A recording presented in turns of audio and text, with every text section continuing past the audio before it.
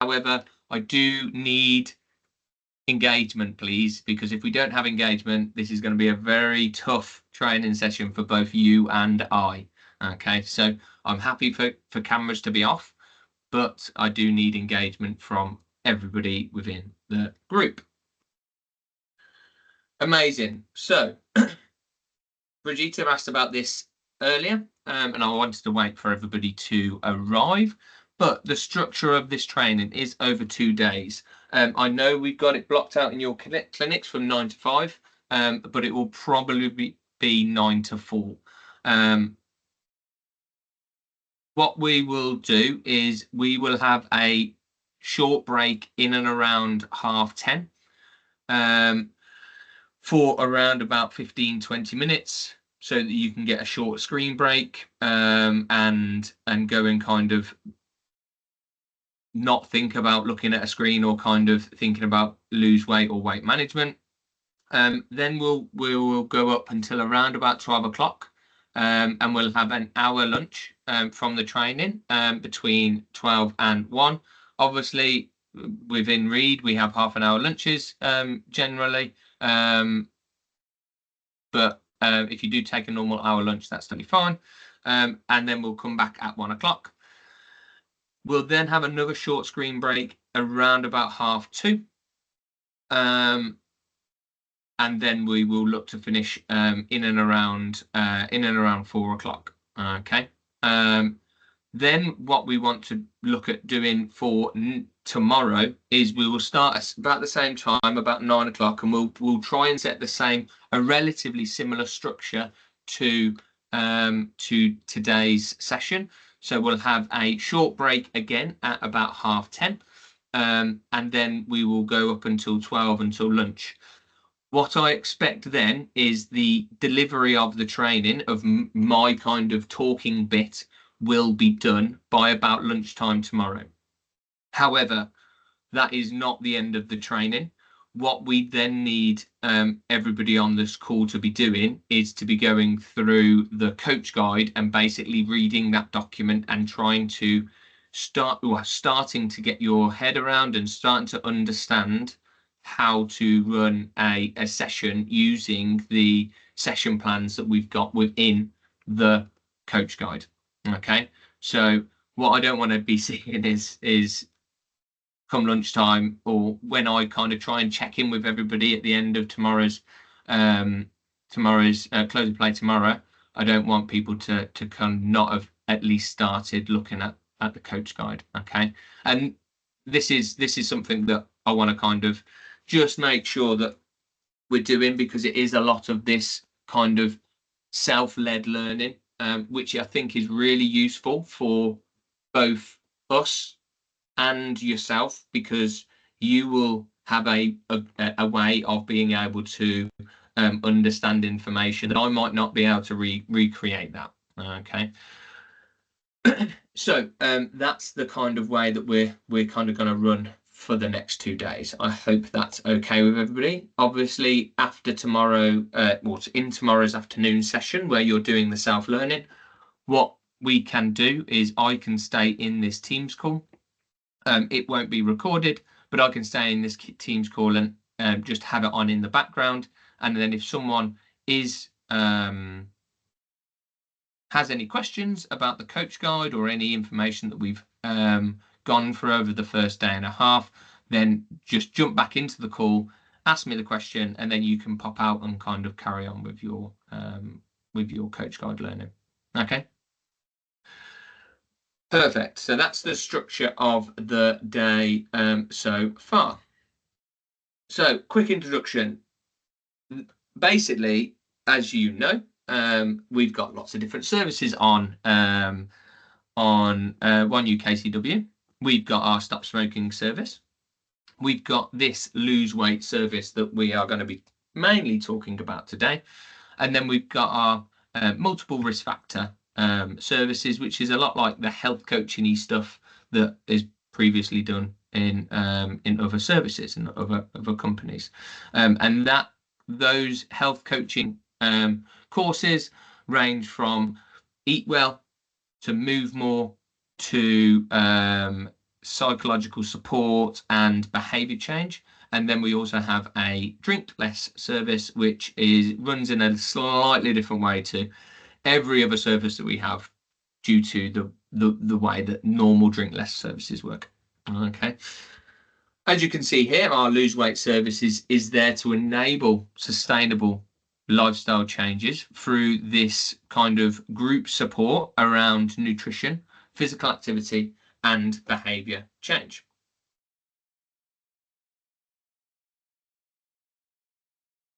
I don't know why it's come up in an weird way, but this person-centered program basically empowers our participants to develop these healthy lifestyle behaviors. Okay. What we're going to be doing throughout the course is equipping them to continue their progress after the 12 weeks of intervention. And this is through a various kind of skills and techniques that we'll be using that include both us being able to deliver information, but also people being able to investigate and discuss with their peers on other ways of making healthy behavior changes. The program will includes 12 weeks, which consists of a starting out session and then 12 core session topics, which are a fixed kind of curriculum. So basically, there is a very structured way of running this lose weight service. Referrals and onboarding. As I say, we've got this map here that kind of is relatively confusing, but in the purple area, in the orange area, I should say, this is where we actually get our referrals in from. For the 3 current coaches, this should look very familiar. Once we get there, we will contact the participant and kind of confirm eligibility and these key requirements that they need to have any support with our service. We'll then conduct brief assessments with the participants and then book them onto courses. At that point, then it's the coach's responsibility to be able to be picking up these participants. So what we do is we complete the starting out session. So this is an independent session. This is an independent session from the rest of the course. This is basically just trying to get the good baseline of information that we need from the participants. At that point, what we need to do is then we deliver the 12 weeks of intervention. With that, there's a lot of different things that we can do. So if applicable and if suitable, then the participant could also access something like our physical activity provision, which I know is currently or very slowly starting to get set up in the area. That could be an add-on to their 12 weeks delivery. They would still do the standard 12 weeks delivery, but they may have additional support through our physical activity provision. Once they've completed that 12 weeks of support, they might then need further support.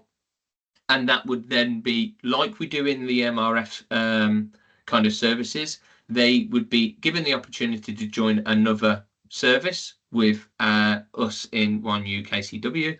And then what we would then do is the same process, is get them back into PSS to confirm key requirements, do that brief assessment, and then get them booked into potentially our one-to-one support over a different area of a subject area. After that, with our lose weight services, there are follow-up calls which need to be done, and this is just to check. This is to check that long-term behaviour change, which we're hoping that has been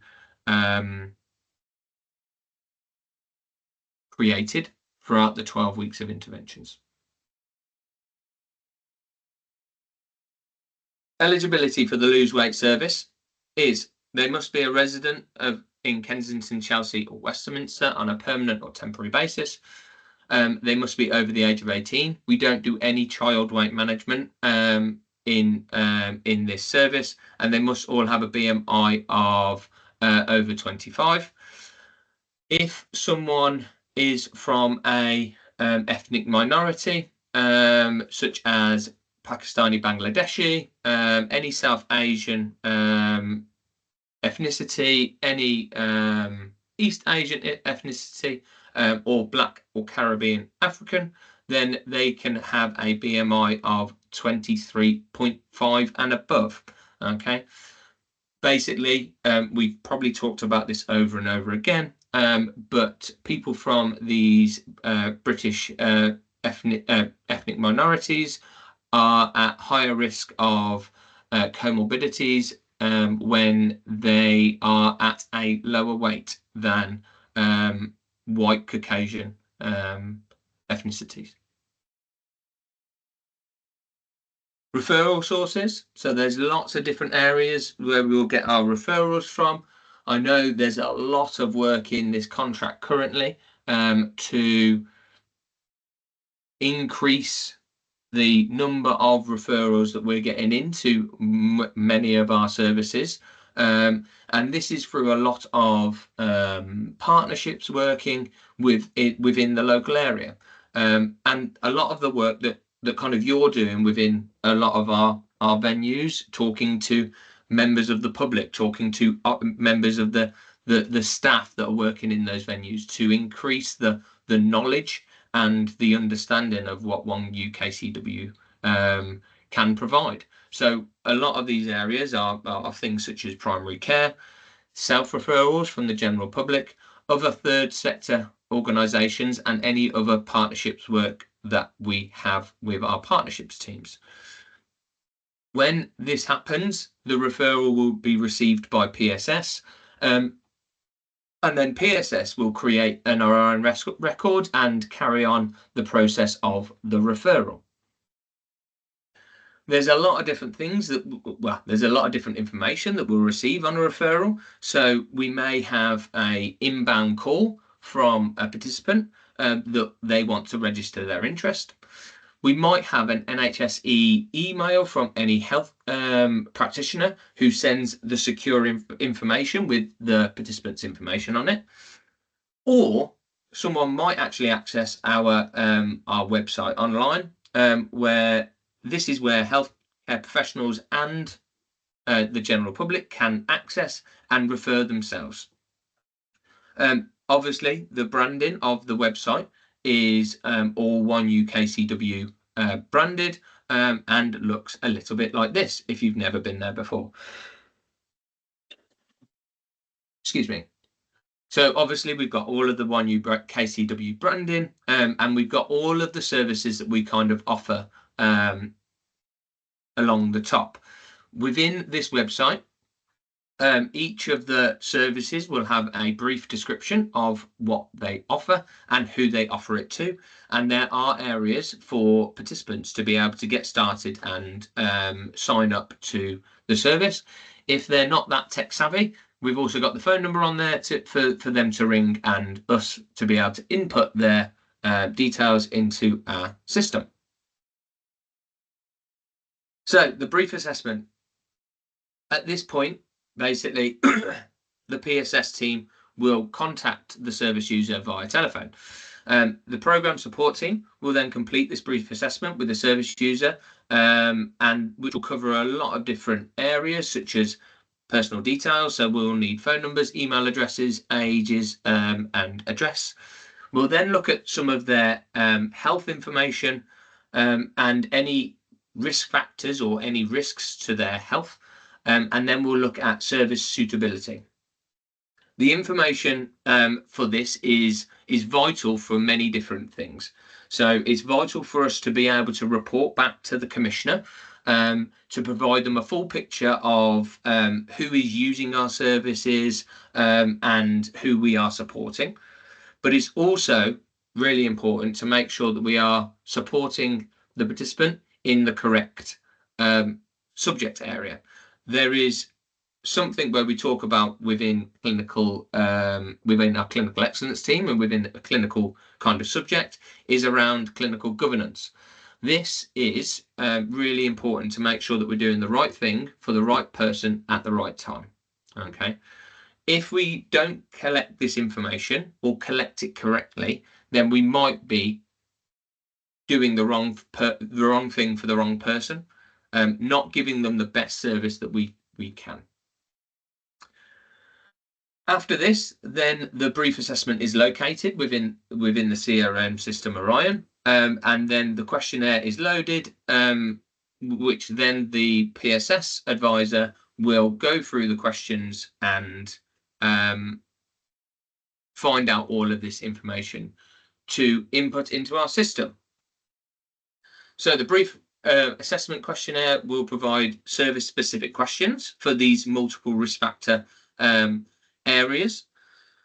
The advisor then must locate the MRF questions on the brief assessment and ask all of those questions to make sure that we get a baseline.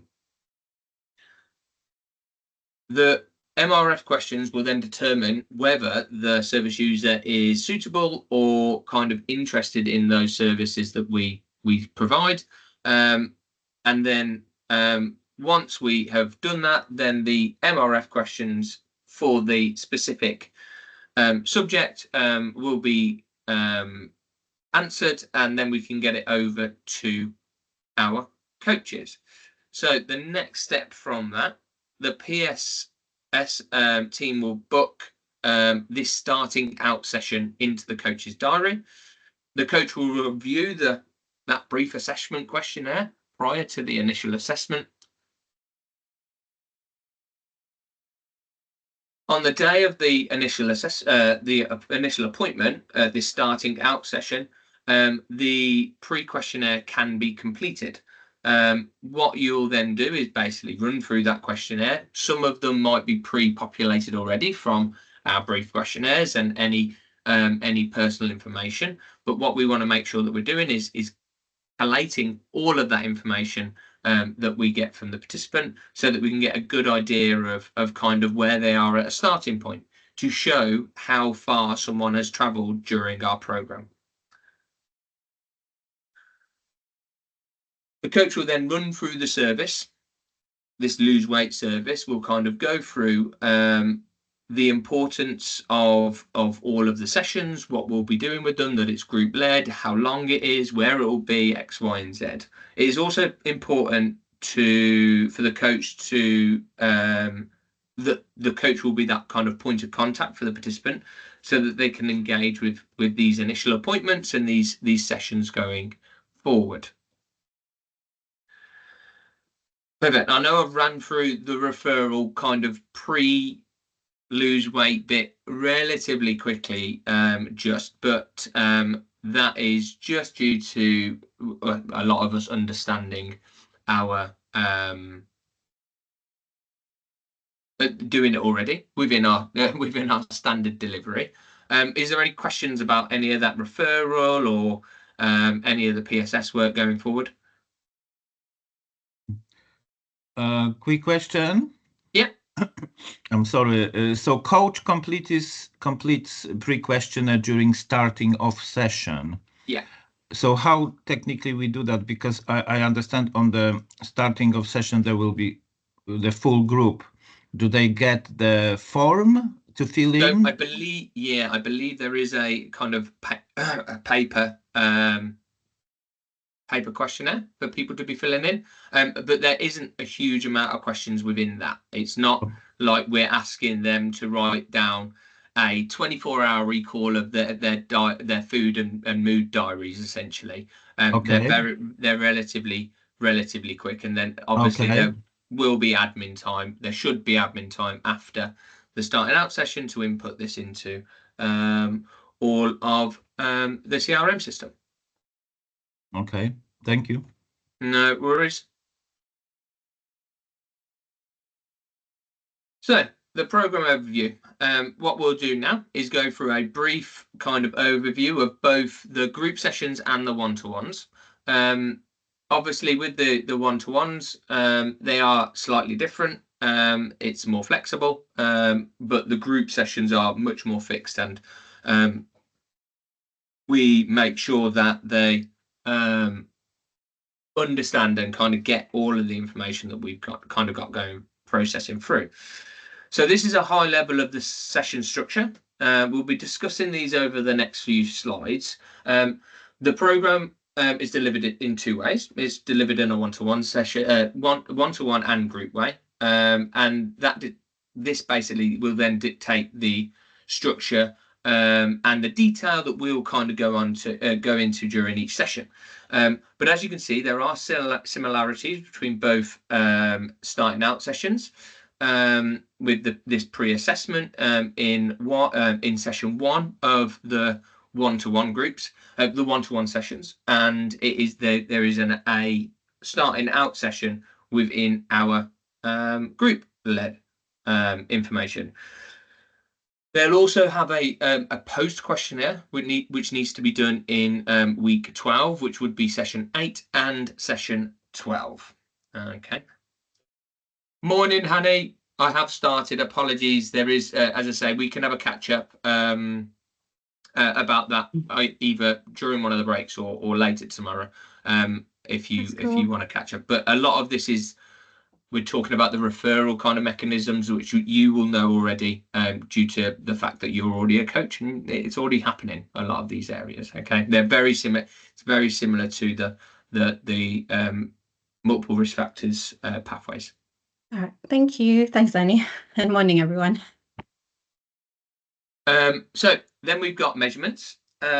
For all the service, we need to provide measurements to show the progression and to basically give back to our commissioners. Some of our measurements are only taken at the start and end, where some are taken each session. Within the figure shown on the screen, it shows what measures and when the measures need to be taken. So, but as you can see, for all of the services, we want to be taking physical activity minutes and alcohol consumption. But then if we're just looking at the lose weight services, which is, where's my mouse, is the red area there, we want to be taking weight, and this should be being taken on every session that a participant attends. Okay. We also want to take height. This needs to be taken at the start of the program, so this would be taken only at the starting out session or session 1 if it's an one-to-one situation, which then means that body mass index can be estimated or kind of calculated on every session, because we've got height from the start of the course, and then we'll have a running weight measurement each session, so we'll be able to see the improvements on BMI by the attendance of the service. We also want to be looking at blood pressure to make sure that we are have a better risk of our blood pressure by potential weight loss that we see from our services. This would only need to be taken on that first and that last session. We don't need to be taking that on a regular basis. If you would like to see examples on how these measurements are taken, we can provide these with videos that we've kind of done previously. I know a lot of you take a lot of these measurements already. Well, Christian, apart from yourself, all of you have been on my health check training, which we talked over all of the measurements, and we kind of did all of these measurements together. So I'm not too worried about you needing to know them. Christian, if you do want to have a quick catch up around how to take these measurements, then I am happy to kind of have a 30-minute catch up with you just to go through bits like that. But we've got videos, we've got lots of resources to be able to support our co-members in the correct procedure on how to take all of these different measurements.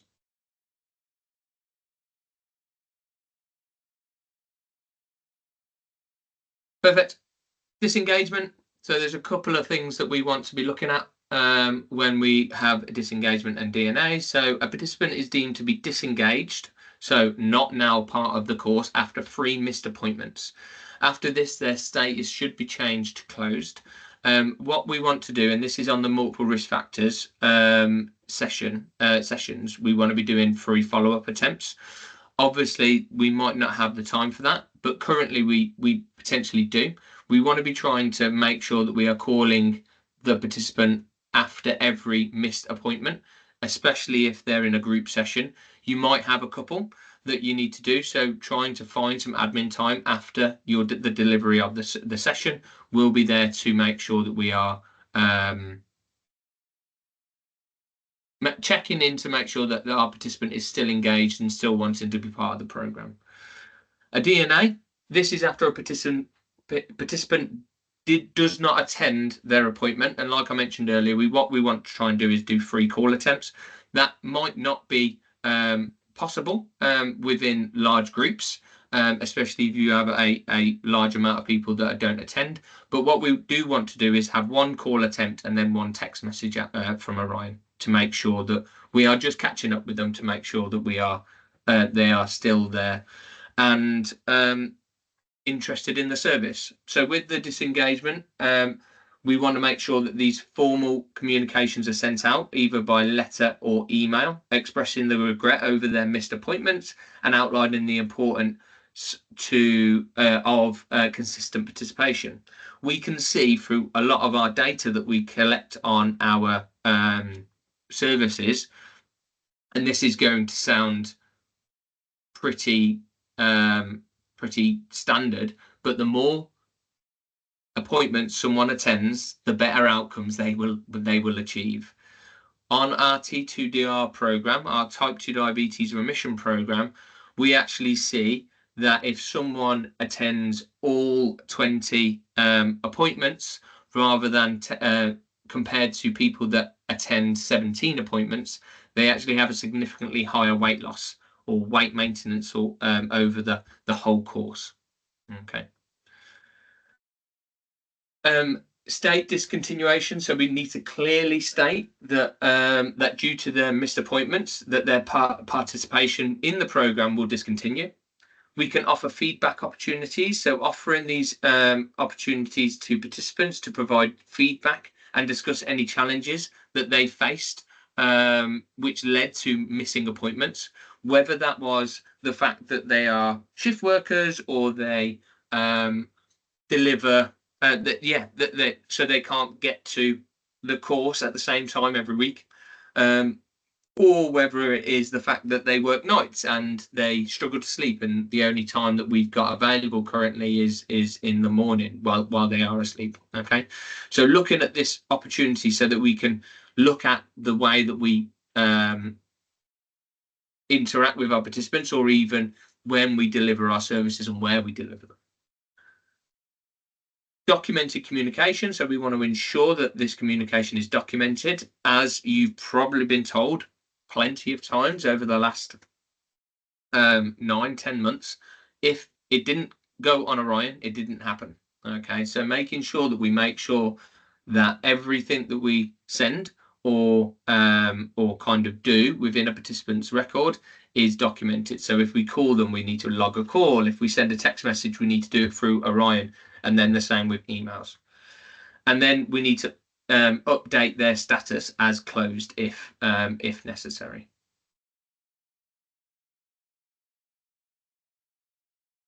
Perfect. So the post questionnaires, with our post questionnaire, what we want to be looking at doing, and same process like what we talked about with that starting out session, we want to try and do, where possible, we want to make sure that we're trying to do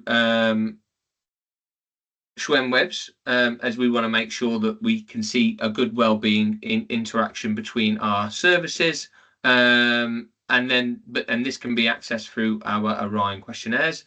They'll also review the responses that participants to confirm accuracy and address any discrepancies. This will ensure that the information is collected and correct and reliable. Finally, securely documenting the completed questionnaire in the participant's record to ensure confidentially and compliance and the data protection regulations.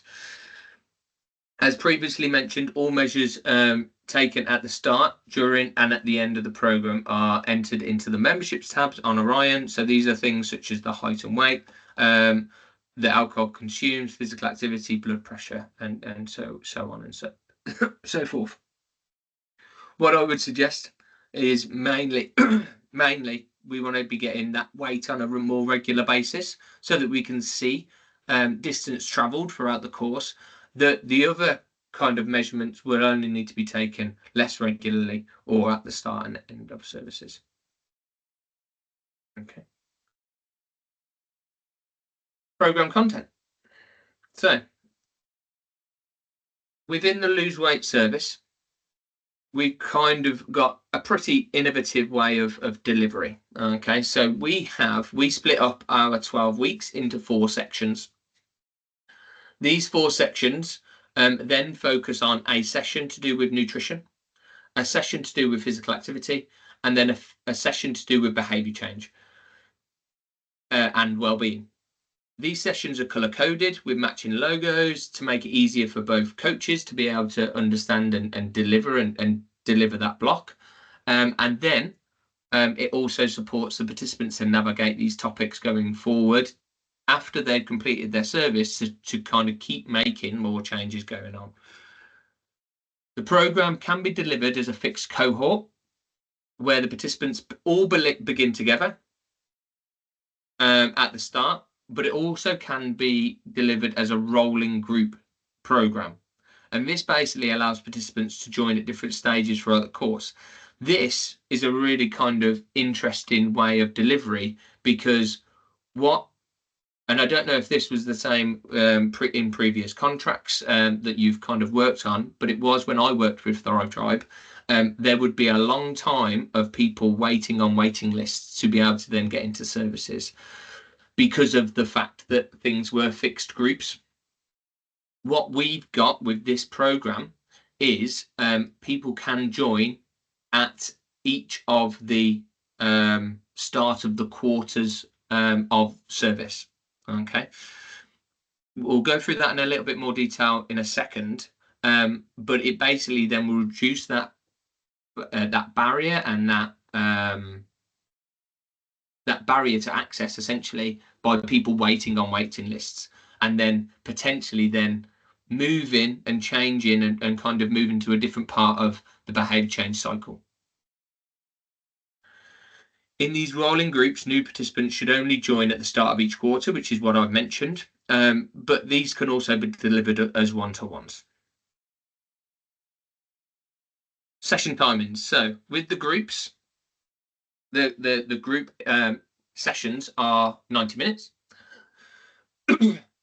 This includes measurements, any questionnaires that needed, talking about group values, and then catch-up reviews, objectives, and then there's 60 minutes for the coach content. In one-to-ones, it is a shorter amount of time. We've got 15 minutes for questionnaires, measurements, and catch-ups and reviews, and then we've got 30 minutes of content that we can deliver. Okay. So this is what I was trying to explain, and I butchered potentially a little bit going forward around the 4 quarters of our lose weight service. Okay, so our 4 quarters, they start with insight. They then go on to routine. It then goes on to balance, and then it goes on to it goes on to rhythm, and then it goes on to balance. Okay, so what I was saying about this being potentially being a rolling group, people can start at the first session of insight, they can start at the first session of routine, they can start at the first session of rhythm, or they can start at the first session of balance. If they start, for instance, at the first session of rhythm, they would do these 3 sessions, these 3 sessions, these 3 sessions, and then these 3 sessions, and they would finish off at this kind of session and this stage. Yes, they may get some of the information out of order. However, the interesting thing about the data that we've seen so far is that the order not necessarily is an issue. What we can actually see is if people do attend the 12 weeks of program, we still see a significant weight reduction from start to the end. Okay, because they're getting all of the information through, and it is all about these making of small changes going forward. Okay. So as mentioned on the previous slide, each of these 4 sections, 4 quarters, has 1 nutrition session, 1 physical activity session, and 1 well-being session. The insight session, this insight area, is all about awareness, increasing the awareness of healthy lifestyles, looking at the guidelines from NHSE and NICE, and then looking at some of the literature and some of the behaviour change models that we use within all of our health services. So when we're talking about eating well, we learn about portion control, food groups, and the Eat Well Guide. Nice basic information around our nutrition guidelines. Then we talk about our Getting Active service, which is our physical activity session within this section, and this is looking at understanding the physical activity guidelines, the benefits, and how to overcome those barriers. And then the last session within Insight is building behaviours. So this is looking at identifying less healthy habits and developing new ones and healthier ones. Okay, so that's all about our Insight, and this is the first session that normally a lot of people will start on. Then we've got the next section, which is routine.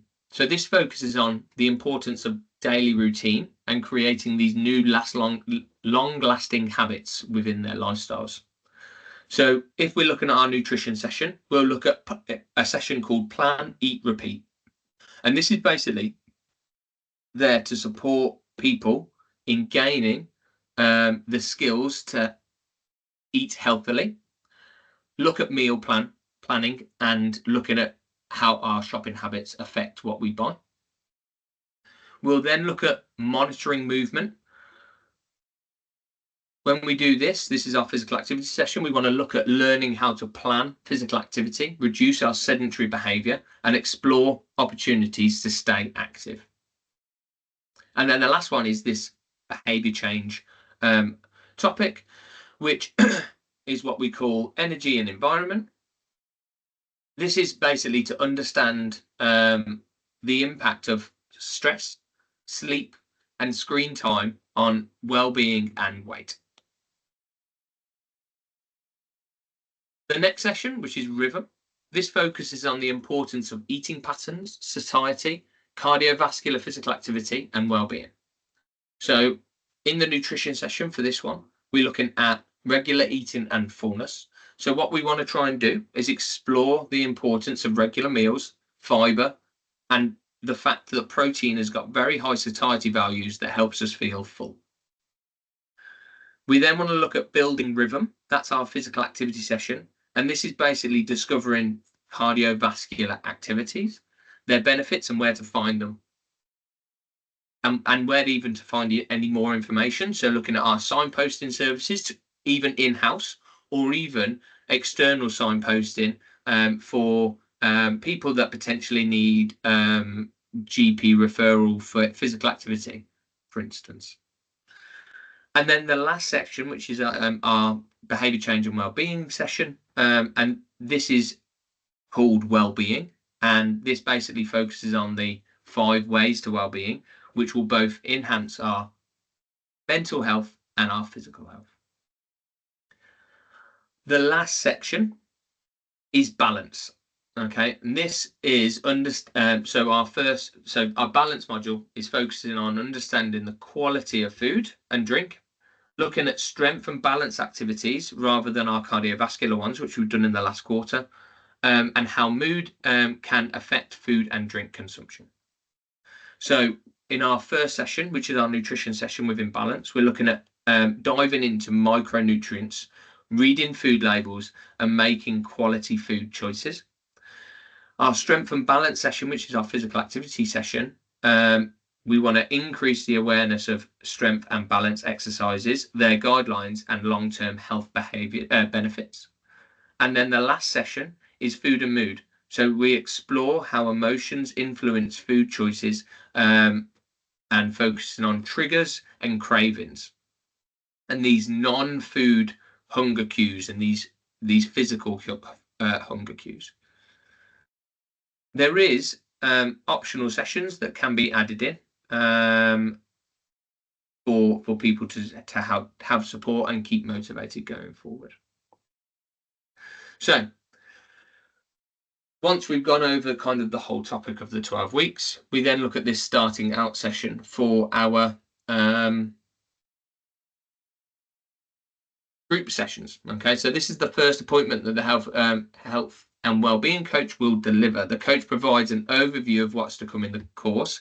We also want to then confirm and capture NHS numbers if they've not been previously captured, and then we want to conduct the pre-questionnaire going forward. Okay.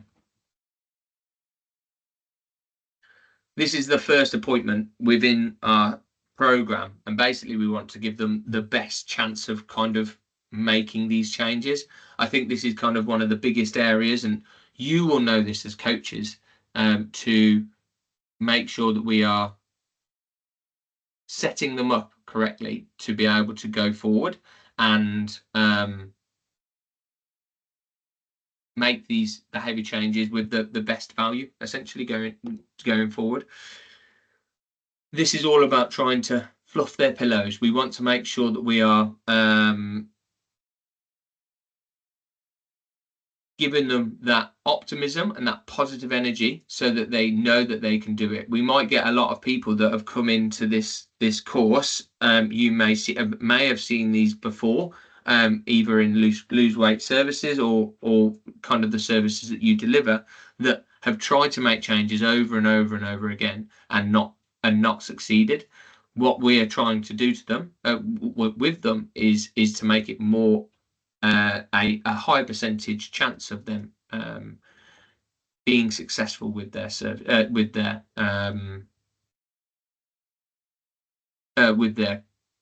quit attempt or their weight loss attempt or their physical activity attempt. Okay. We also can offer one-to-ones for lose weight. So this is a mixed model for services. But essentially, for our one-to-ones, we have fixed sessions, which is our starting out session, which is very similar to the starting out session that we do in a group scenario. And then we have sessions 2 to session 7, which are flexible. And basically, this is very similar to the MRF pathway, where we can discuss with the participant on how or what they are struggling with, essentially. So if they are struggling with their physical activity, then we can talk to them about one of the physical activity sessions about cardiovascular physical activity or strength and balance physical activity. If they're struggling with buying food and shopping, and they've always got the niceties in their house, such as biscuits and cakes, okay, we might want to look at food labels and shopping habits going forward. And this is all down to you and kind of that discussion with the participants in that session 1 to kind of get a plan of action on kind of where you want to go with that participant. These might change over time. What you might find is that someone wants to just learn about physical activity on this lose weight program, or they want to start with physical activity. However, in the first couple of sessions that you see with them, they might be achieving their goals of being physically active in that area. So we would then want to look at a subsidiary goal. We want to look at another goal so that they can also create that change within their areas of nutrition or well-being or their mental health state. When we then get to session 8, which is in week 12, we then want to look at this moving forward session, which is part of the group session as well. And this is basically doing the post training kind of post questionnaires to see how far someone's come. So obviously, this will be focused around this weight. And what we ideally want to see is in both our one-to-one and group-led delivery is at least a 5% weight loss. If we see any more than that, that's amazing. But 5% is ideally our kind of gold standard, our go-to goal. The subsidiary goal, like the second goal, the silver medal goal, would be a 3% weight loss. That is also significant weight loss for a lot of people. However, what we'd want them to see is going forward after the 12 weeks, them to see more and more weight loss. We've got a lot of different bits of data from our different services, such as our T2DR service. I know I mentioned that earlier, where in some instances, obviously T2DR is slightly different because there is a phase of total diet replacement. However, in that kind of service, we've seen people lose 30% of their body weight, which has shown massive significant health benefits to that person on an individual basis, so that they can then go and make even more changes going forward. Obviously, weight has a huge risk factor on all of our comorbidities, which is what we talk about all the time during our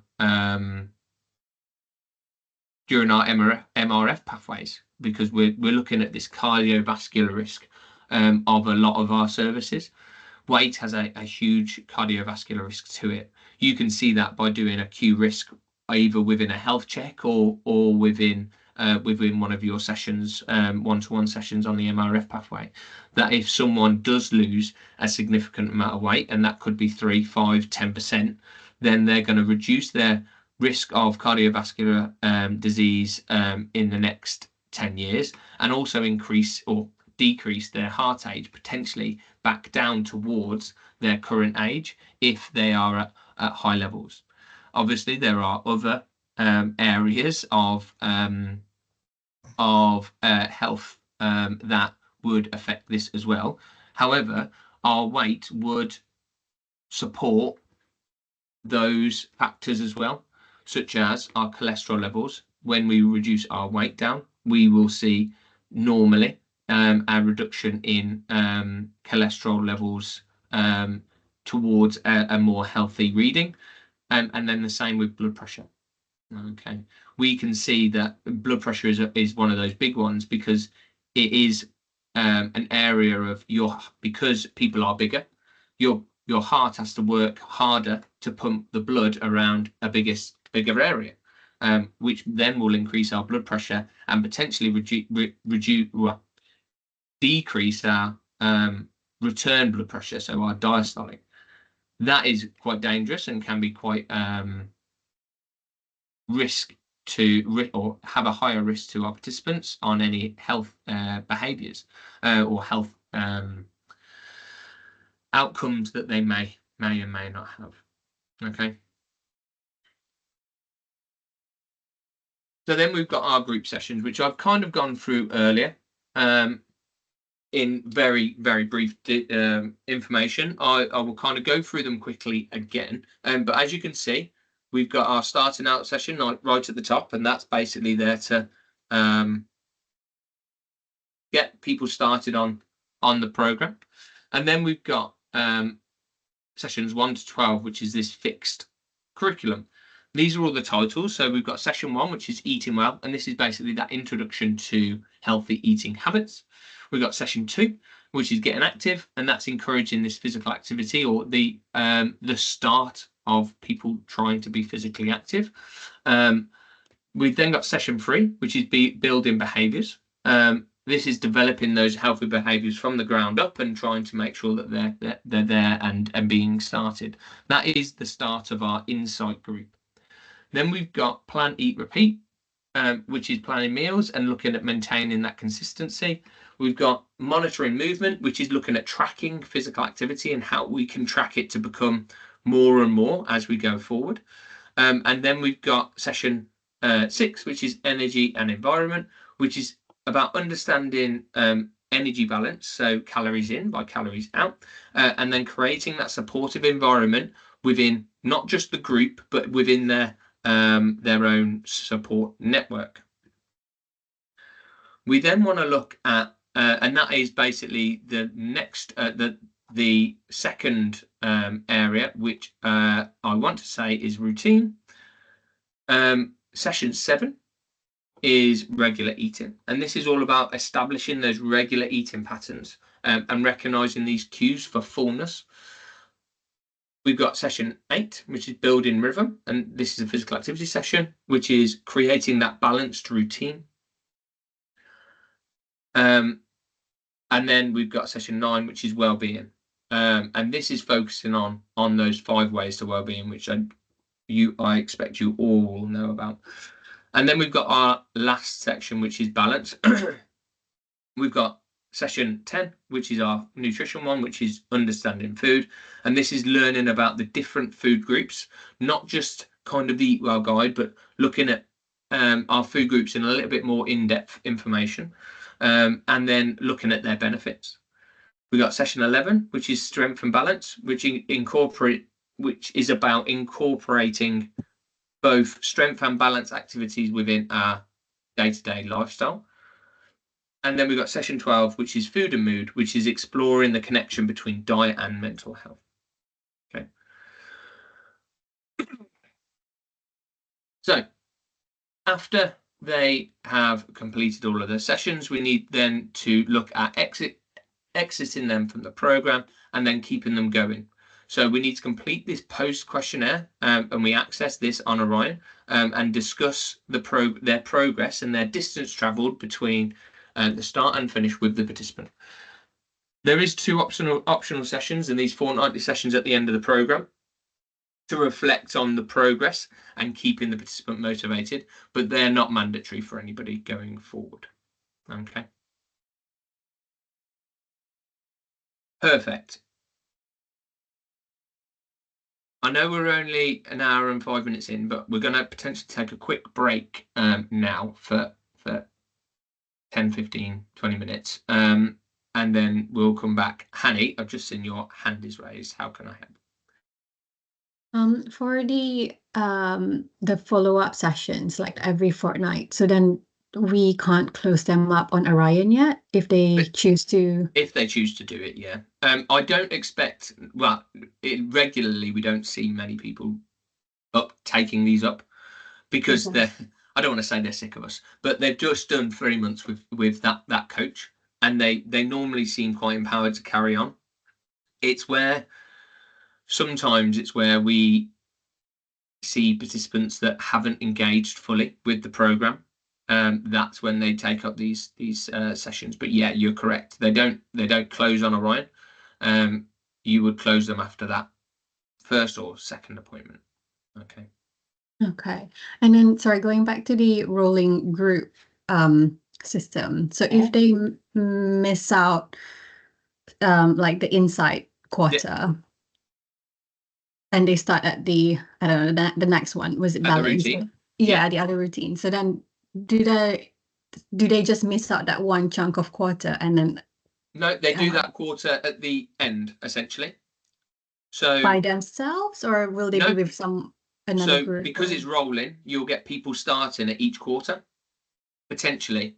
It depends, and this is an operations question. This is something that Siobhan, Bethany, you probably don't know the answer to yet, but this is a question that will kind of need to be delivered by ops depending on waiting lists going forward.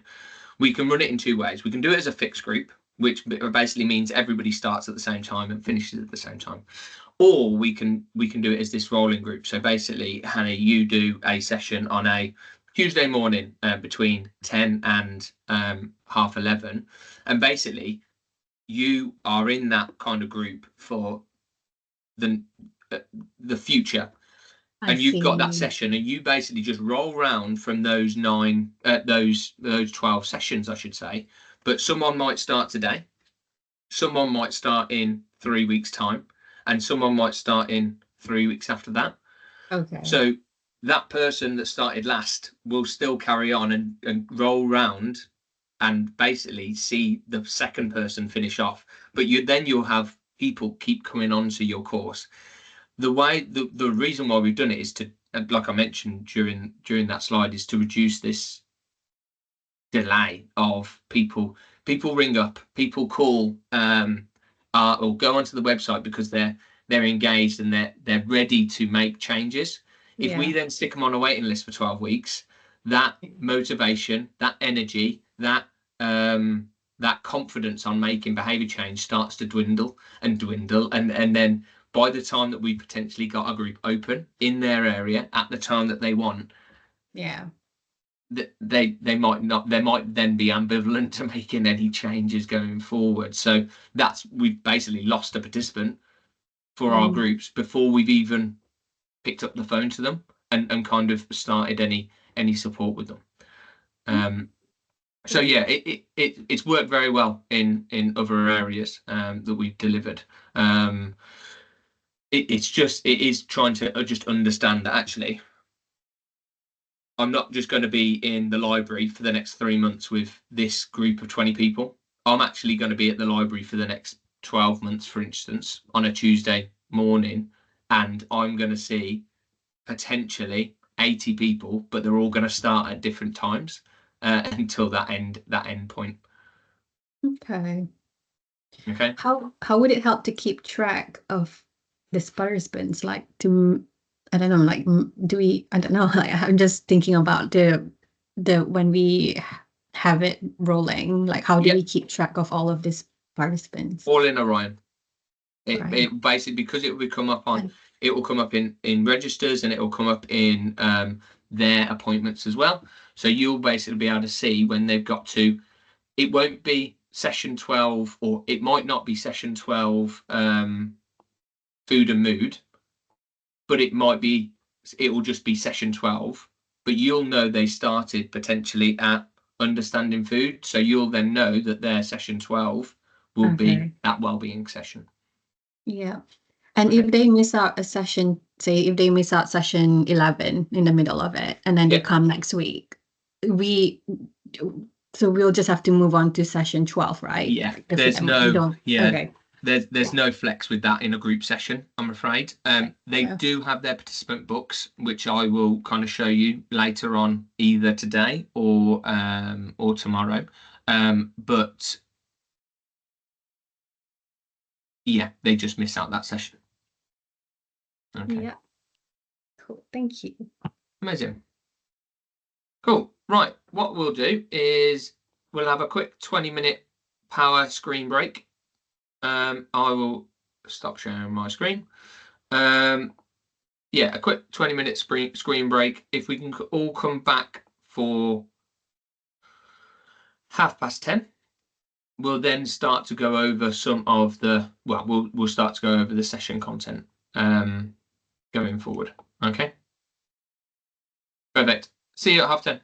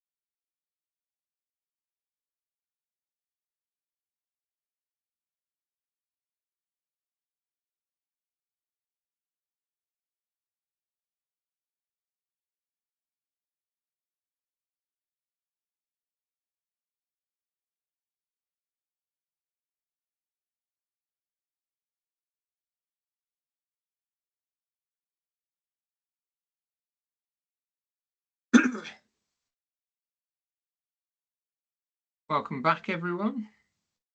Just flick your cameras on just so that I know you're there.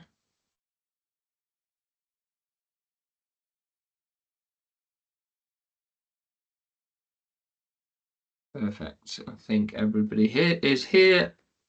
So we will get started. Unless Christian, Brigitte, did you have any questions? No, thank you. No, that's No, fine. no. I was just letting you know that I was there. That's all. Yeah, no, Same. I don't know how to take it off now. Yeah, Just, same. just press it again. Press raise again. It should. Cool. Thanks. No worries. Perfect. I'll start recording again.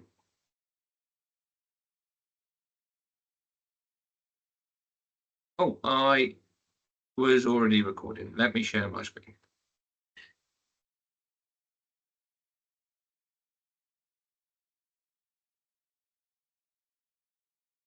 Perfect. So, where has everything gone?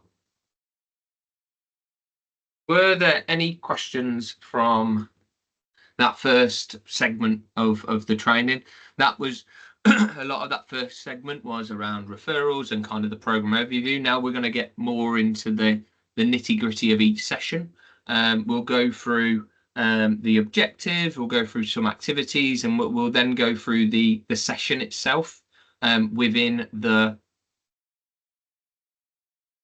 lose weight guide. Okay. This will be something that we will want you, like I mentioned earlier, to go through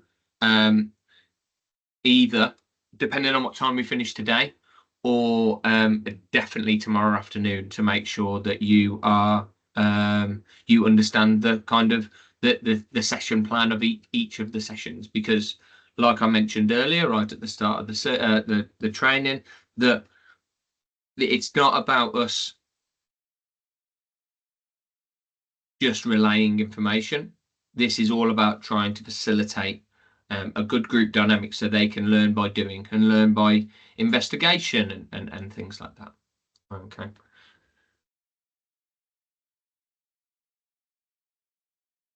Perfect. So the starting out session.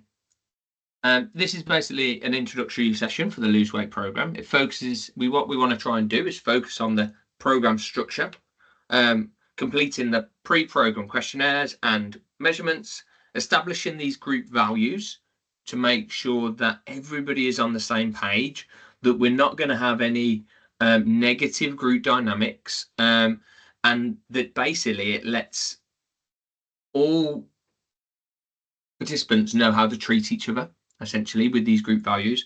We also want to kind of have a little bit of a, I don't want to call it ice breaking, because everybody knows of these kind of tedious ice breaking tasks that potentially kind of have to be done in new groups.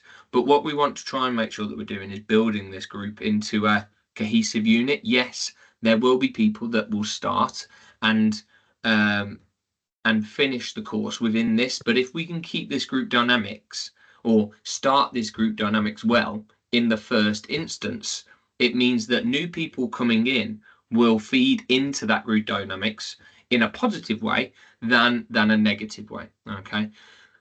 With the starting out session as well, it also gives chances for people to get to know each other going forward into the small group that will kind of work, then potentially move into the group setting if we're doing it on a rolling basis. This session lays the groundworks for the participants to understand a lot of the core content that we'll be discussing.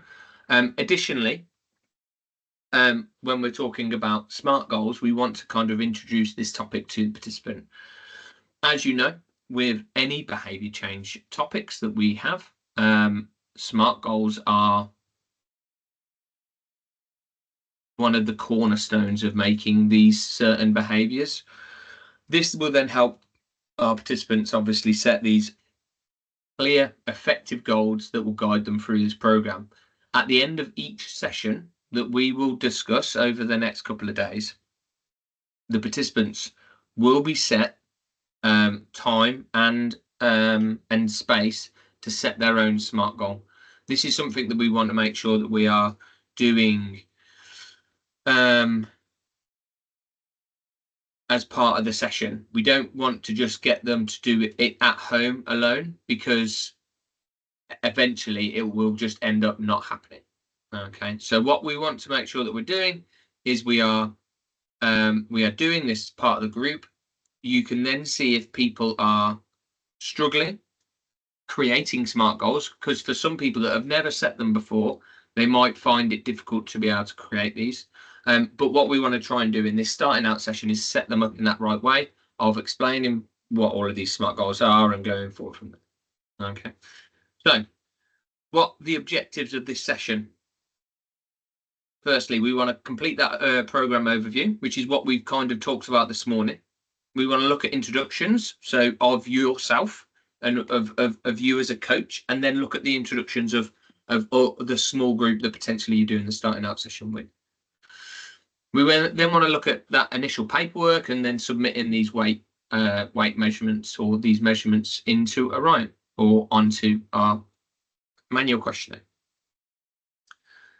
We want to learn what weight loss is and how it's achieved. Or when we're talking to the participants, we want them to then explore the difference between I'm on a diet and I'm following a healthy lifestyle. You may have this a lot, that you get people that just come on to try and lose weight rather than to make big changes within their lifestyle for long-term health.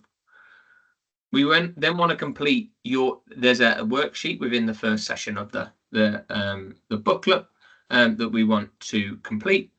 We want to learn about SMART goals and then write a program goal. So we want to look at these SMART goals and explain how they work, and then get each of the participants to write a program goal, what they want to achieve for their future self, and then confirm the next steps and kind of just go over what they've learned on that session. Okay. So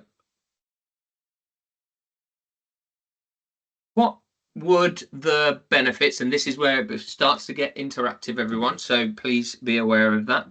What would the benefits of weight loss include? What are some of the benefits that weight loss includes? You don't need to put your hand up, you can just shout out. Improving their blood pressure. Perfect. Yeah, reducing their blood pressure and reducing it down to a more healthy value. That's actually my first answer. So thank you, Annie. Anything else? Well, lowering the risk of chronic conditions like heart disease. Perfect. Yeah. So reducing these risks of chronic disease such as type 2 diabetes, certain cancers, heart disease, things like that. Yeah, absolutely. Anything else? Well, it's mental, and it helps with mental and emotional well-being as well, isn't it? Because it's kind of all, yeah. Absolutely. It's not just about physical health. So it will help enhance our mood. It will help improve our well-being. Potentially, we will then increase and have a better quality of life going forward. Anything else? Yeah, it also helps with, potentially can help with sleep and other conditions like osteoarthritis, this kind of. Perfect. Yeah, they're the last few that I've got on my next slide. So looking at lowering that pressure on the joints, and looking at reducing this pain in terms of our joints, and even just our kind of extremities as well. So yeah, no, they're all great. So these are some of the health benefits that kind of are attributed to that 5 to 10% body weight loss. As you can see, that's quite a huge amount, and 5% potentially actually might not be a huge amount of weight that someone needs to lose. But we can see that even these small changes in our weight will then have a large effect to our healthy lifestyles. Okay.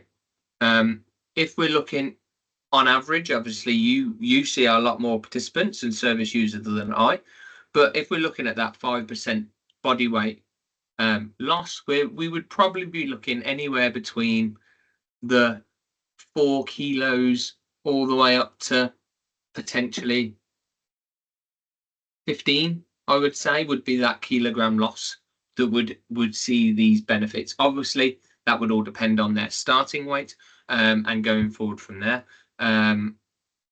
But what we want to make sure that we're doing is being more personalized to that person. So when we are talking about these program goals and these program SMART goals, we could look at making them more personalized towards that participant by taking their pre-weight and then looking at these 5 and 10% weight loss targets that that they could be using depending on how confident they're feeling going forward.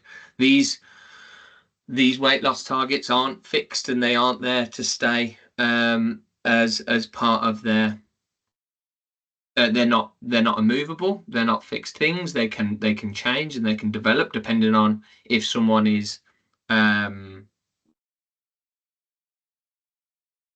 developing these behaviors very quickly and very well, or they might be reduced depending on if someone, to make them more achievable for that person, so that they can more likely to achieve them. And then what can be done is we can add a second goal after that.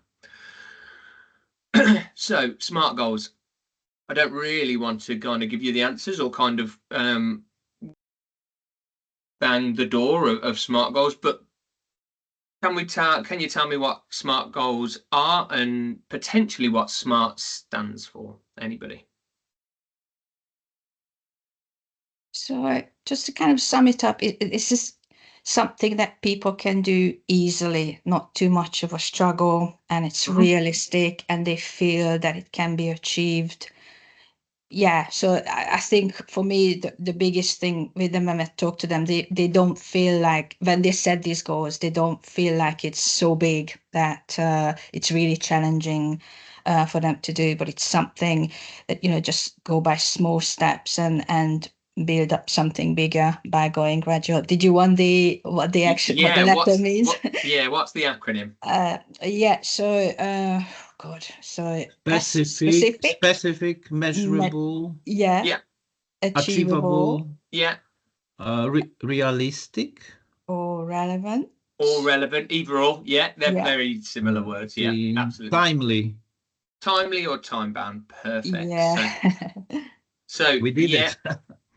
You smashed that, both of you. Thank you very much for kind of your input. So we've got these here. This is our SMART. These are SMART goals. Like what Brigitte said,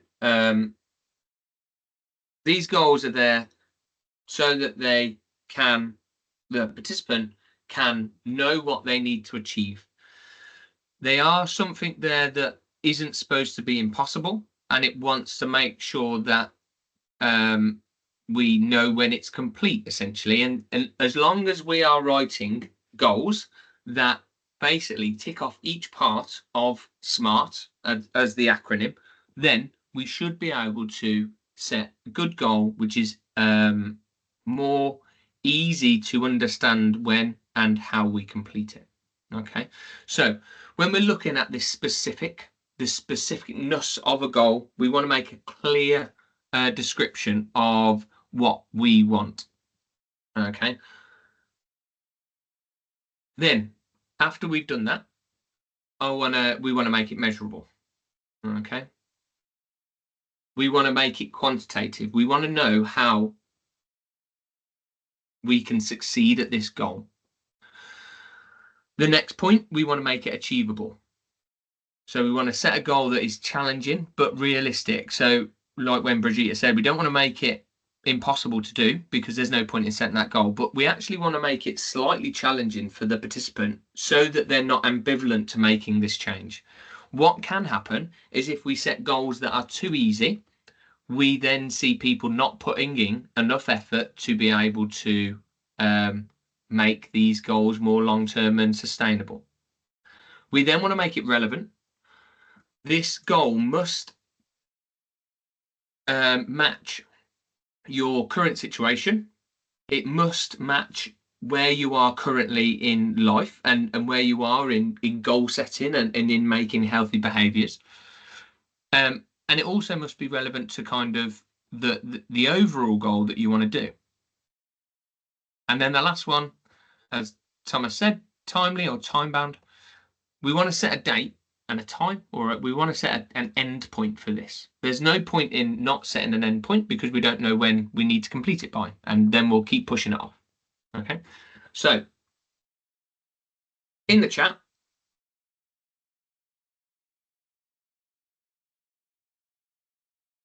I am putting a very standard goal.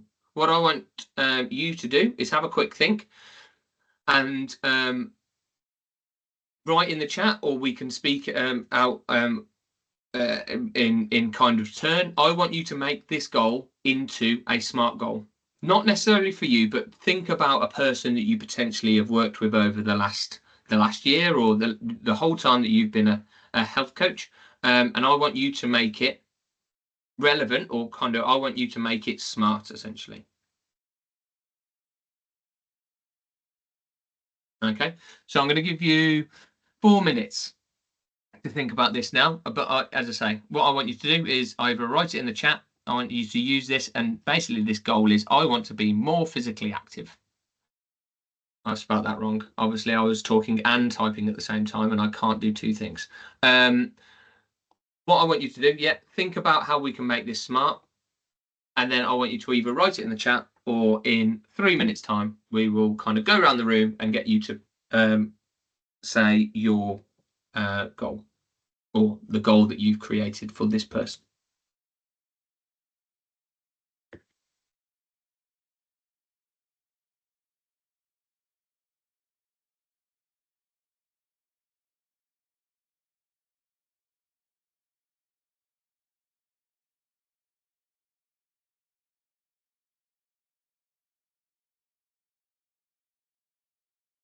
Is it also, you said it's also okay to discuss it, yeah? Yeah, we can do. Yeah, we'll do that in a couple of minutes. So yeah, if you don't want to write in the chat, Brigitte, we'll yeah, I don't have my glass. I lost my glasses. No, that's fine. I'll come to you first. Then you can be my guinea pig. That'll be what it will be. Okay.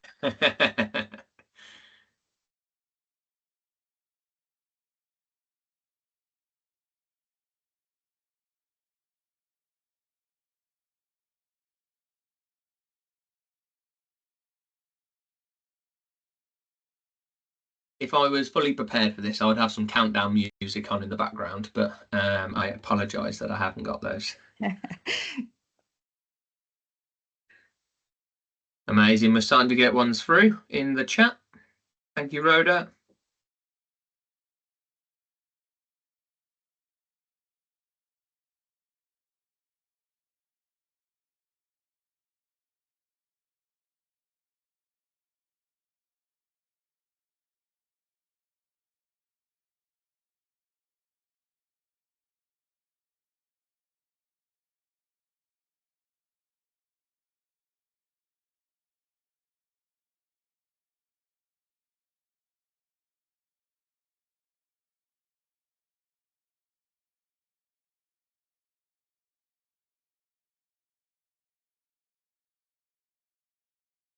One more minute.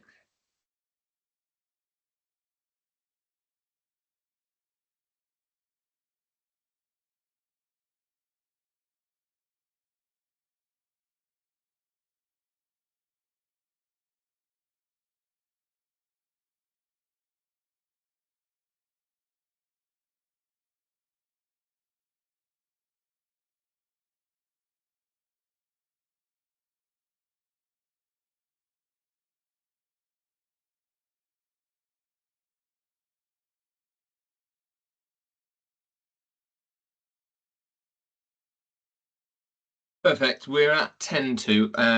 Obviously, I can see some people still typing in the chat, which I think is great. Please carry on, and please put your goals that we're making up in the chat for me. But Brigitte, do you want to go with what your goal would, well, the goal that you would suggest for this person or support them with? How can we make this, I want to be more physically active, smart? Okay, so what I would do first, I would first of all try to find out if there is any kind of exercise they enjoy, just to be specific what they're going to do, as opposed to just keeping it in the lines of physical activity. So what is it? And let's say if it's walking, they did walking in the past and they enjoyed walking, so we would specify that. Perfect. And then we would try, because a lot of the clients, they are super keen to start something. So they say, oh God, I'm going to walk like 150 minutes a day, let alone a week, kind of thing. So I think to be measurable of how much actually is a good thing to start with. So if you don't have any kind of exercise routine, that maybe is good to start with, let's say 60 minutes a week, 30 minutes walk, but of course it would all be coming from them, trying to keep it realistic. But I would, just to kind of going in small steps. So maybe starting with 30 minutes walk a week to make it measurable, and then to make it achievable. It's just going back to how you would measure it. So it just to not to over. So not to plan too much, just something that it's easy to achieve. And then also helps to kind of to make it relevant. Why are they trying to do this? What's the most important thing for them? Why are they trying to get into a regular exercise routine, just to kind of keep it relevant? Some people will say just to start to, just to be healthier, just to lose weight. And then with the timely thing, because we would be catching up weekly, so it's probably going to be like a weekly goal. Does that make any sense? Yeah, no, perfect. Yeah. So if we join that all together, and as I say, I'll kind of support you with that. So basically, we're going to support this participant to kind of make a goal, which is about walking, and we're going to do it 2 times a week. Did you say how long we were going to walk for? I can't remember. So I would just ask them what they think it's realistic. I mean, if somebody hasn't done any exercise for the last 10 years, it's good to kind of, what would you feel comfortable with? What do you think you can commit to for the next 7 days? Absolutely, yeah. So yeah, we would give them that kind of time, that how much they're going to do on each of those exercise bouts, for instance, what we would call them. So that would then we've got that measurableness. So we've got that specificness. It's not just being more physically active, but we're actually going to get them to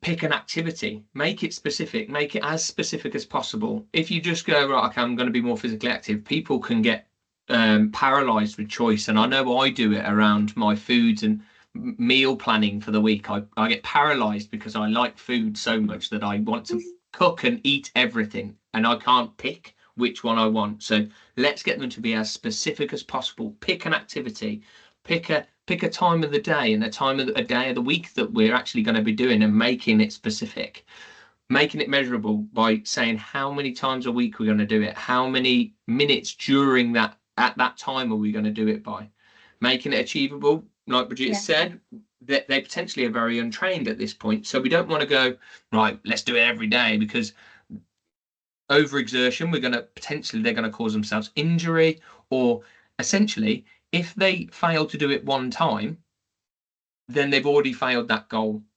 What we want to try and do, especially in the start of the course, and this is around everything, not just necessarily lose weight, but what we want to make sure that we're doing is we're getting them as good of opportunity to be successful at this goal. So if we go, right, okay, even if we go, okay, I'm going to do it five times a week, and like it's been here, it's been blowing a gale and it's been raining non-stop, and it still is now.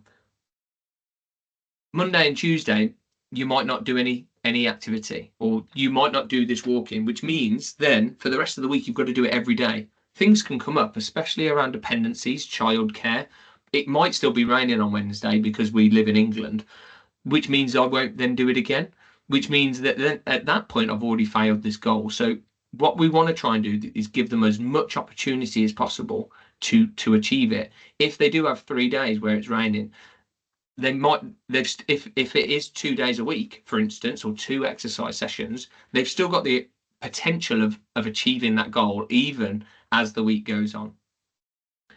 We need to make it relevant, so obviously being physically active and will help with that lose weight, which is this overall goal essentially of this course, but it also is relevant to that person's situation and how trained they are. And then time bound, because it is a weekly thing, yeah, absolutely doing it on a weekly basis and then reviewing going forward. That's exactly what we want to do. So looking at some of them in the chat, I think they're all really good.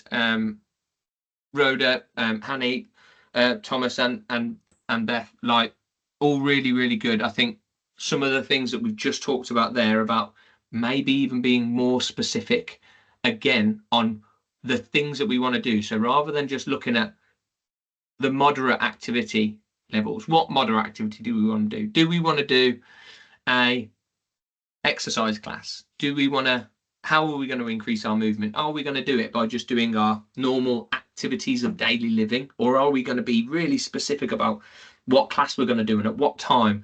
I'm going to do a body pump class on a Tuesday at 6:30 because that's when my gym does that class.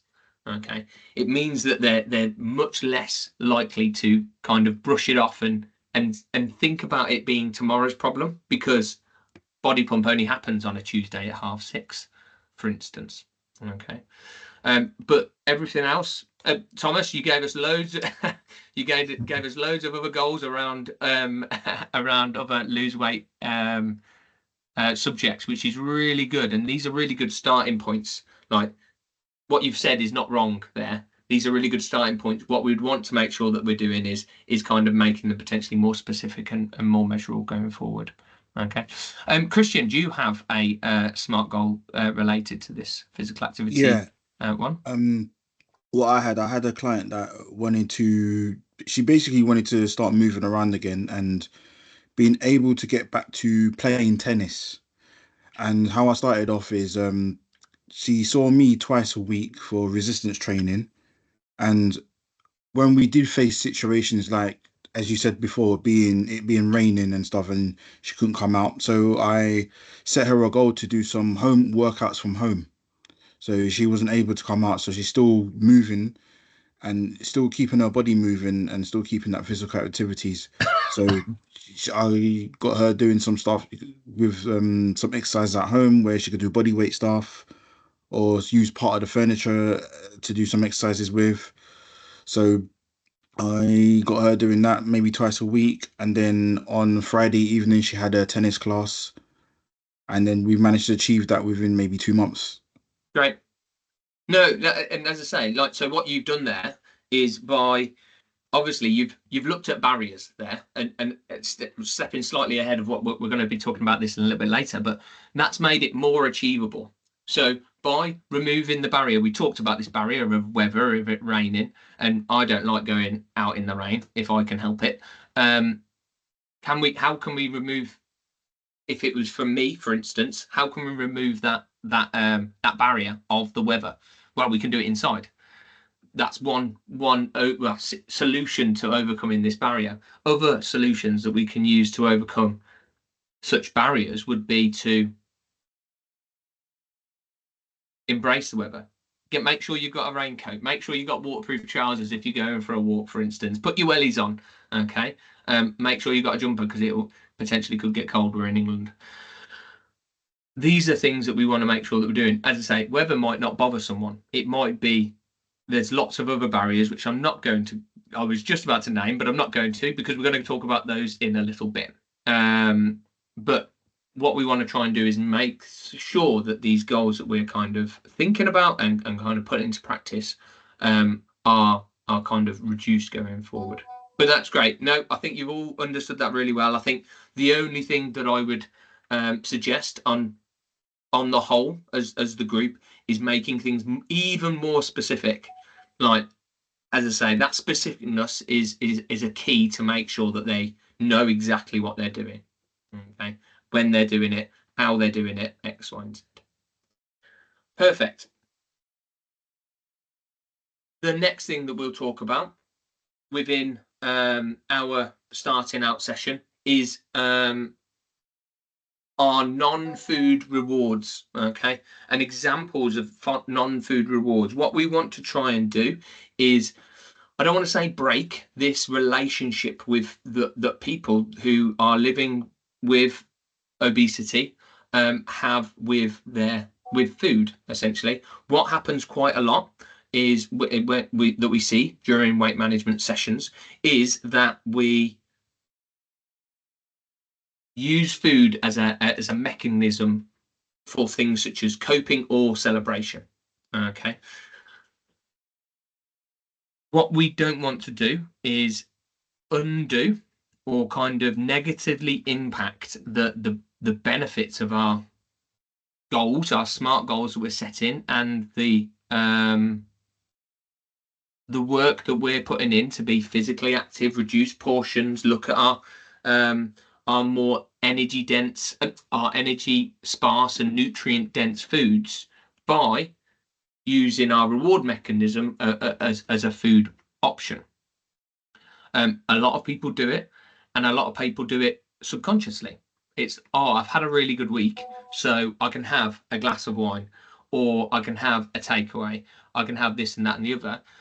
And I'm not trying to demonize these foods, because we don't want to demonize them. Everything is part of this healthy, balanced diet that we want to be talking about. However, we want to make that a conscious choice rather than a subconscious reward option. Okay, so can we think, when we're in our own life, in our expertise that we've kind of done previously, can we think of any non-food based rewards that we could suggest to our participants if they are struggling with trying to find these areas of examples of these non-food based rewards? Put it in the chat or shout out. I'm very easy. I would. Oh, Sorry, honey, go, my No, you darling. go. I just wanted to say a beauty treatment for the ladies, maybe. Perfect. Yeah, a spa absolutely. day. Spa days, they're great. Absolutely. Honey, what were you going to say? I would ask like what they would like to do, like a hobby that they maybe haven't done recently. So like even if it's simple as like painting or drawing, or Absolutely. just enjoying a hot cup of tea. Do you know what? That's a really good point, and we will come on to a lot of those things later when we talk about that 5 ways to well-being, which I expect you all know about. But it's that self-care part of that 5 ways to well-being that we need to kind of make sure that people are understanding, getting even, and like you say, it might be as simple as having some time to themselves as that reward. They might have a job, a full-time job. They have to do all the housework for their partner, and they've got 3 kids in tow where they've got to kind of cook and clean them and get them to school, and they might just not have any time for themselves. But actually, if they are focusing on and achieving their goals for this weight management kind of area, even just something as simple as some quiet time or some time to themselves is going to be really beneficial. For one, that self-care part of 5 ways to well-being, but used as a reward so they can choose what they want to do, essentially. Other things might be a new pair, like if they hit their physical activity goals, a little bit like what Christian said. Actually, the goal and the reward were interlinked with themselves. So she wanted to get fit enough so she could go back and play tennis, and she enjoyed playing tennis. So the reward was actually being completed by the goal itself. Okay, but even things such as she could have bought herself a new tennis racket, some new tennis shoes that would have helped her going forward from there. Looking at redecorating your home or parts of your room, going to the library and kind of borrowing a book. These things don't need to be the most. You don't need to book yourself a 5-star cruise around the Caribbean if you complete a small goal. They can be totally free, or they can be low cost. We don't really want necessarily them to be to be something that costs money, because we want people to be achieving their goals. And what people might do is not achieve their goals because they can't afford the reward. Okay, so making sure that we're emphasizing that these rewards aren't involved on money, but they can be as simple as possible. But we can offer these kind of low cost or no cost reward ideas like we've mentioned previously. Okay, Christian? Would you because you said about money, but I was gonna say, would you say like maybe like gift vouchers? Do you know what? Absolutely. They could be even. So you could do gift vouchers for your for yourself, and you could put them away.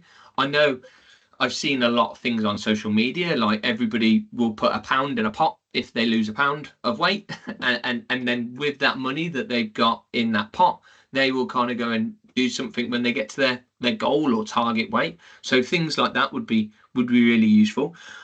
And even as something as kind of potentially that's not for themselves. So donating money to charity as part of that that 5 ways to well-being. Again, there's a section about giving, and we could actually give money to charity that can be our reward, that makes us feel good about completing our goals, and then the reward as well. Okay, but what we want to make sure that we're doing is we are emphasizing that it's not, I'm going to have a takeaway on a Friday because I've done really well and I've hit my physical activity targets for this week, or I'm going to have that glass of wine, or I'm going to have a bar of chocolate at the end of the night.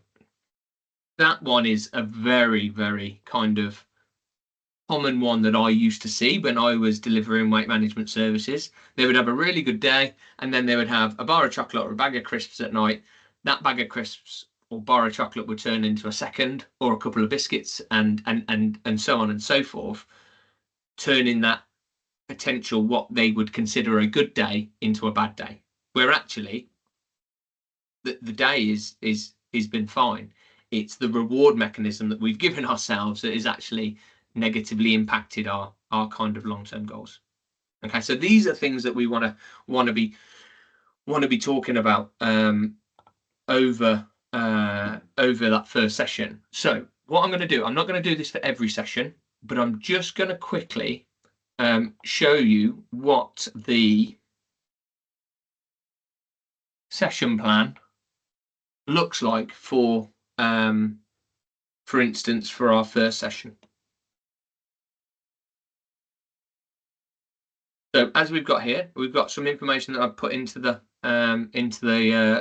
presentation already about session overviews and aims and objectives going forward. We've also then got a list of resources that you will need as part of your delivery within this. So we've got some whiteboard and flip charts, questionnaires, physical activity, the participant activity books, potentially presentation slides if we've got the capability of doing those. There are presentation. Let me zoom in. I can see you all getting very close to your screens because I've not actually zoomed in. Apologies. If there is the capability of having presentations, we do have presentation slides that match every session of the content. Okay. That would be something that we would only use if there is a projector. We don't really want a group of 20 people huddled around your devices. Okay, so that would only be if we've got the opportunity to use them. But they're not mandatory. They're not necessarily critical to our delivery, because we can use things like whiteboards or flip chart paper to be able to deliver the messages that we want to kind of get across. Then we want to look at the worksheet. So we've got food logs, activity logs, these group values that we've talked about, and your habits, and all of these should be within your Teams channels going forward. And then we've got other handouts. So these non-food reward ideas, the obesity process map, 4 ways to a healthier life diagram, things like that we've got. Okay. So the next section of the workbook, the coach guide, has got a quick reference guide. So this is something that over time, hopefully, you'll get more used to kind of delivery of the service. So you can pop back into this section, this top section in the book, if you have any questions or kind of have any, you kind of didn't know what to do at that point during the session. This will give you the information. It'll also give you a estimated time of delivery of this part of the course. So like it says here, the wait and that pre-program section is around about 30 minutes. Then we've got 10 minutes on what is weight loss and the concepts of weight loss. Then we've got 10 minutes of the difference between dieting and following a healthy lifestyle. And then we've got 10 minutes of your habits, 10 minutes of goals, and then that 20 minutes kind of wrap up session, summary, review and objectives. Okay, so that's a nice quick stop shop to show what we want to be doing at each point. However, then what we've got is these more detailed sections of the session plans. So it will go through each slides within the presentation that we've put together and what we want to kind of be talking about. Okay, so when, as it says there, we've got slides 1 to 3, we want to welcome the participants. 4 to 5, we want to introduce the program, about how we're going to run it. It's 90 minute longs for 12 weeks. We want to talk about the insight, routine, rhythm and balance, like what I did earlier. The ethoses of the program and what weight management is. The delivery location, that is obviously changeable depending on where you're delivering the program. Then we look at the introduction, so getting everybody to kind of introduce themselves to each other, so that they can be more of a group, that rather than working in silo. Then we look at the pre-questionnaires, the weight loss tracker. Then we touch on these health benefits of weight loss and the group values. Then we want to look at what is weight loss and how is it achieved, some explanations going forward. Then we touch more on this I'm on a diet and what these things what these things are, and then what we would consider following a healthy diet would entail, and then the social influences of those both things. Look at some of the obesity process maps around why obesity is such an epidemic in the UK currently, and obviously the summary of this process map, that there is a lot of different factors that cause obesity. It's not just the fact that people have low willpower and just can't get over that wanting of food, but there is genetical factors of part of our kind of human biology. There is environmental factors of being able to afford cheap, nutritious food, or even be able to get those things, or have a choice of activities that they want to do in terms of their physical activities. Individual activities such as kind of what can they do? What is forcing? Do they have injuries or illnesses, comorbidities that are struggling them to be physically active or eat a healthy lifestyle or a healthy diet? So the sociology of influential, so the knowledge of how to eat healthier. This is the whole point of the program, and that health literacy that we talked about in the health check training going forward, but also these cultural pressures about when we're looking at our participants from South Asian communities, that they they have big families and food is potentially a social kind of aspect to their family day, and it is more of that cultural appropriation of that rather than the food itself. The psychology of that individual and their motivations and their preferences on food.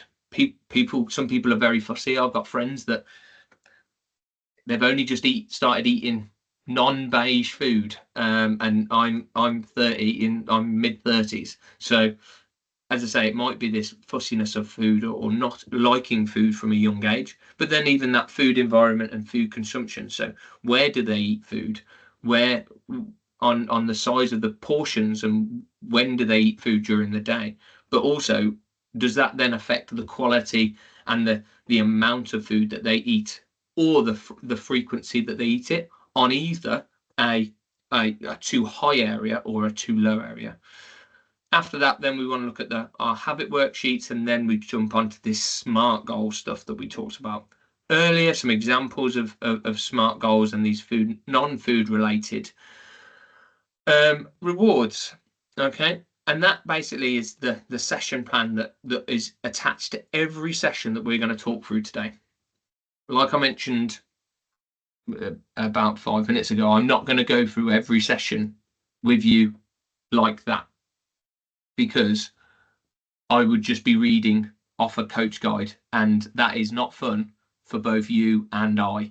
Okay, what I will want you to do, depending on what time we finish today, definitely tomorrow, I want you to be going through this, and I want you to use that protected time. We've protected 2 days of your learning to make sure that you understand this product as best you can. So what we want you to do is go through this document, go through the session plan, both the quick reference guide, but also the coaching session and the introduction, to make sure that you understand it. I will be here at all points to make sure that if you do get a question about the Eat Well guide, for instance, in session 1, I can answer these questions for you. Okay, perfect. Does that make sense? Yeah. Amazing. I'm glad it wasn't as clear as mud. Let me share my presentation back, and we're going to start going into the actual 12-week deliverable. Okay, these are going to be the 12 weeks. Depending on how quickly we get through it, depends on how much time you've got to kind of get your head and dive into the coach guide. But you'll definitely have at least half a day. Okay. So insight, I won't go through this again, but basically this topic includes eating well, getting active, building behaviors, and basically this module is there to focus on these the essential parts of a healthy lifestyle, looking at the guidelines that we take from all of our stakeholders, looking at some of the latest literature, and the models around behavior change that we will use. So session 1 is around eating well. Okay, and this is about eating well. Focuses us on food groups and portion sizes for a balanced diet.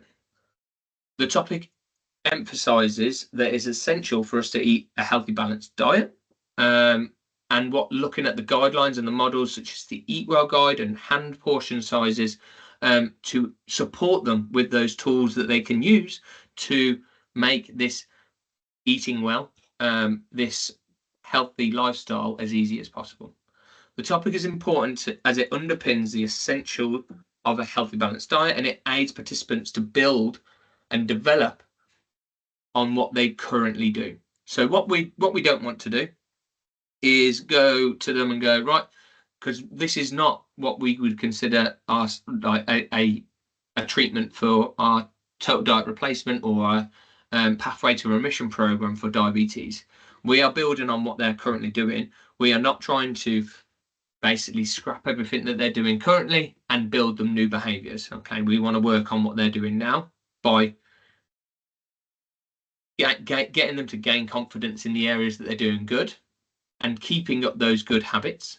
But also, we also want them to look at their less favorable habits, and these, I don't want to call them bad habits, but negatively affecting habits, and looking at how we can replace them with our better habits going forward.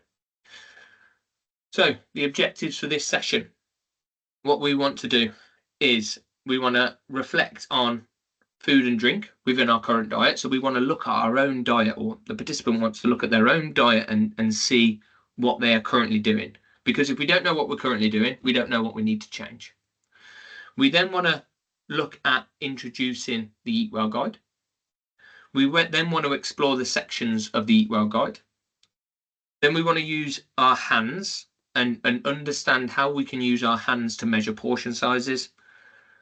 We want to look through, within the session, we want to look through photos of portion size comparisons, and then answer questions around the differences between both photos. And then we want to use SMART goals methods to set our goal for the next session. Before we go anywhere, number 6, or that use of SMART goals, setting is going to be part of every session. So that will get a bit repetitive. I think there's only one that changes the way that it kind of looks, but basically that is exactly the same for every session, because this is a cornerstone of how we want to make changes to our lifestyle going forward. Perfect. So this is an Eat Well guide.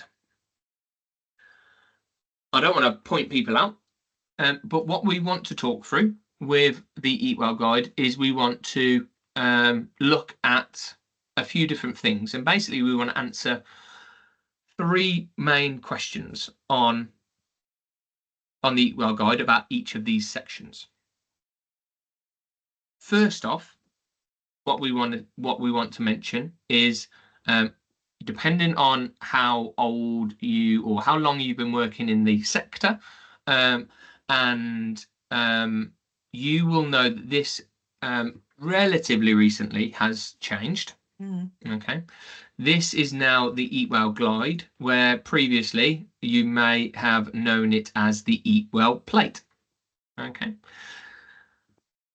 the Eat Well plate is still part of the Eat Well guide because it's that round thing in the middle. Okay, and that is our plate. That is our healthy balance, what we would consider a healthy balanced diet.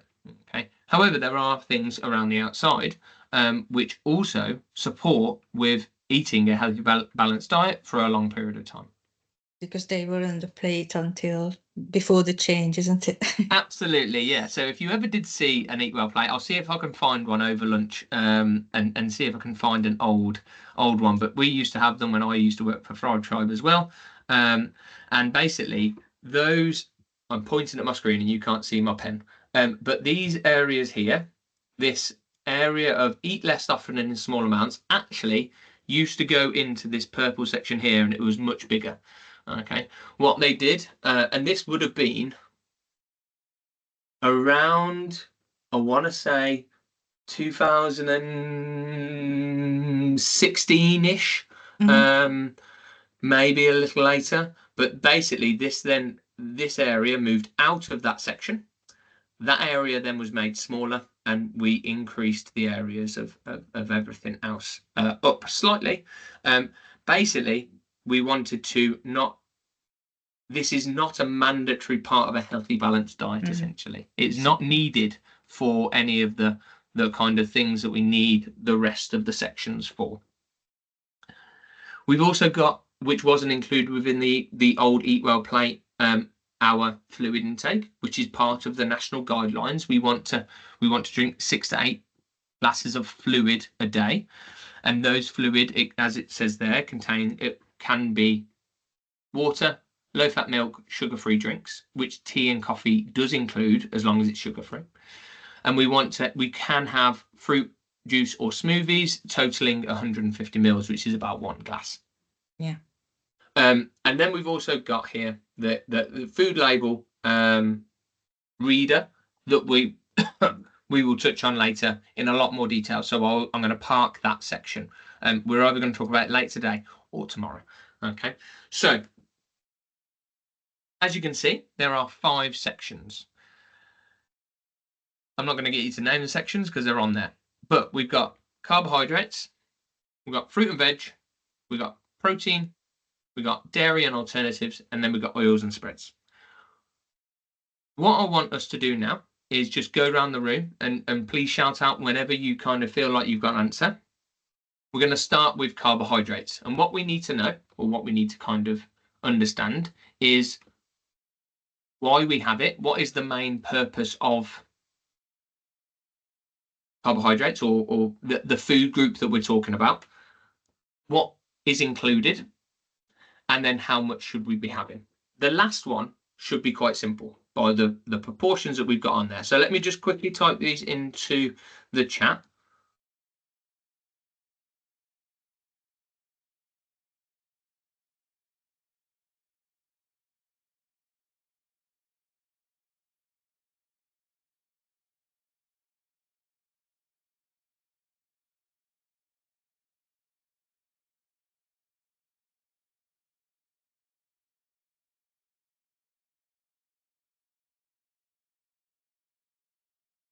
So those are the questions that we want to answer.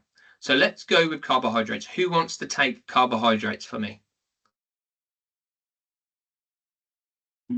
I can try. Yeah. Okay, Thomas, let's go ahead. So what is the purpose of this section? Why do we need carbohydrates? There's a couple of reasons. Well, carbohydrates are the main reason we consume them, because they give so it's important to make the clients understand that we need them for energy. So they are the source of energy. Perfect. They are our best source of energy. That's where we get our largest source of energy from. They get broken down into glucose and then we use them as energy. Fantastic. That is the main the main reason we have carbohydrates is for this large energy source. There is a second reason. Can you think about what that second, or that kind of the secondary reason we eat carbohydrates for? Oh, it's becoming more complicated in context of weight management, because I'm not sure what you bear in mind, but obviously it's important to understand that, in terms of carbs, we should be choosing the whole meal, whole grain carbs, and why.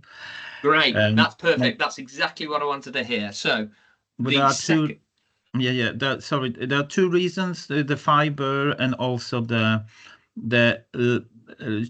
basically the energy release levels, which don't cause the spikes in blood sugar. So that's probably what we should make people understand.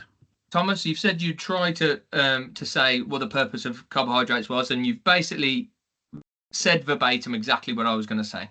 Okay, that's really good, really well done. So I'm delighted to hear that. But so their main reason, their main kind of reason for the use in our diet is the energy. And like what Thomas said, they generally, depending on which type of carbohydrates we use, they have a much lower, slower release of their energy into our body. And this is for a few different reasons. But the main reason why they have a slow release of energy into our body is because of they're normally attached with something, which is what this fiber is. I'm not going to go into fiber too much because we talk about it in a little bit later, but obviously we've got soluble and insoluble fiber, which helps with our digestion, but it also helps with that slower release of energy. Perfect. So two main reasons we use carbohydrates: energy, it gives us our biggest source of energy. Secondly, it's our best source of fiber. So Thomas, what would be included in this section? So you mentioned around white and brown carbohydrates, which is great, but there is 5 main food types that are included within carbohydrates. Do you know what they are? Well, that's basically all. How I explain it to the clients, I say that carbohydrates are all sort of grains and things made of grains and flour, which is breads, pastas, noodles, any bagels, and you name them. Potatoes and another source of carbohydrate. Sugar is a carbohydrate. Technically. So we probably don't want to advertise that sugar as a carbohydrate too much, because it's that quick release of carbohydrates. So what we want to be having is no. I mean that we misunderstood each other. Obviously sugar is a carbohydrate, but it's not a recommendation. It's absolutely. On the contrary. What else? So what the 5 things, and I think you've named them: potatoes, bread, and that can include things like bagels, rolls, pita, things like that. Rice, pasta, noodles, pasta, and then cereal, which would encompass the grains and all of those different things. Okay, so they're your 5 types of carbohydrates that we want to have, and we want to be talking to our participants about. When we do want to talk about them, obviously we want to go for those brown options, and we want to have potatoes ideally with skin on because of the increase of fiber within those. Okay, the last question, Thomas, before I can move on to someone else: how much should we be having of these in proportion to the rest of our food groups? Well, and that's another thing which, it's a bit optional here, because, generally, because I how I see it, correct me, maybe I approach it in the wrong way, because what we see on the Eat Well guide or Eat Well plate here, where carbs are more or less 1/3 or maybe even slightly more of what we should be consuming, I assume this is for the person who has a healthy weight and person who has, I would say, pretty at least decent level of physical activity. I'm not saying heavily exercising or anything, but if it's someone who loses weight, well, we need to create the calorie deficit, energy deficit. They need to burn the body fat. So always, I think it's beneficial to control or reduce carbohydrates intake and increase other types of foods, especially vegetables, and proteins, healthy proteins. We need to remember that many vegetables, as well as beans, lentils, pulses in general, have plenty of carbs as well. So absolutely. So you absolutely, you've kind of, you've ticked off a lot of things there, and a lot of really good, insightful information around our carbohydrates. So something I didn't mention earlier is, and I'm really glad you brought it up, the Eat Well guide is for a healthy, balanced diet, which I think I did say. However, remember, we're doing a lose weight course. This is a weight loss course, so we want to be making sure that we are reducing the amount of energy that we're eating and increasing the energy that we're exerting. Okay, the easiest way to do that would be to reduce our carbohydrates down to more of an area of around about a quarter, increasing our carbohydrates, our fruit and vegetables, up to a half, and then that would then help with this energy deficit that we want to try and have as part of this lose weight course. So really, really good. And totally agree with what you were talking about earlier at the end of kind of what you were saying there around the fact of beans and pulses and other types of fruits and vegetables do have some carbohydrates in them. However, they have a lot of other things as well, which we can which is why we put them into different sections. Okay, but that is carbohydrates 101 from Thomas. That was really good. Well done, mate. Oh no, we're not pointing. I'm not giving points, but fantastic. No, I was just it's really good. No, as I say, I think that was really good. Really good kind of explanation of what carbohydrates was. So next, I think we all kind of have the same experience here, because of doing this probably for quite enough long time. Absolutely. Yeah, absolutely. So next one, fruit and veg. So what's the purpose of this section? Does anybody want to give this one a go? Okay, I can. I've twisted your arm. That's what I've done. Yeah. So I think, so obviously, the vitamins, the mineral, all those kind of things. But I think I think it's super important when it comes to losing weight. It's a good aid to lose weight, because it's kind of, you can eat a lot of it, but it's low calorie and it's going to help. So it's kind of like, I don't know if I make any sense today, but so I always advise to eat as much of it as they can, simply because it's a low calorie, low fat, healthy thing. So yeah, does that make any sense? No, that does. That is. I think the first things that you said around about minerals and vitamins was fantastic, and I think that's basically we want to make sure that we're talking about within our fruit and veg section. This is where we get the majority of our minerals and our vitamins from. These are very nutrient dense and energy sparse food options, like what you've said, Brigitte, which is great.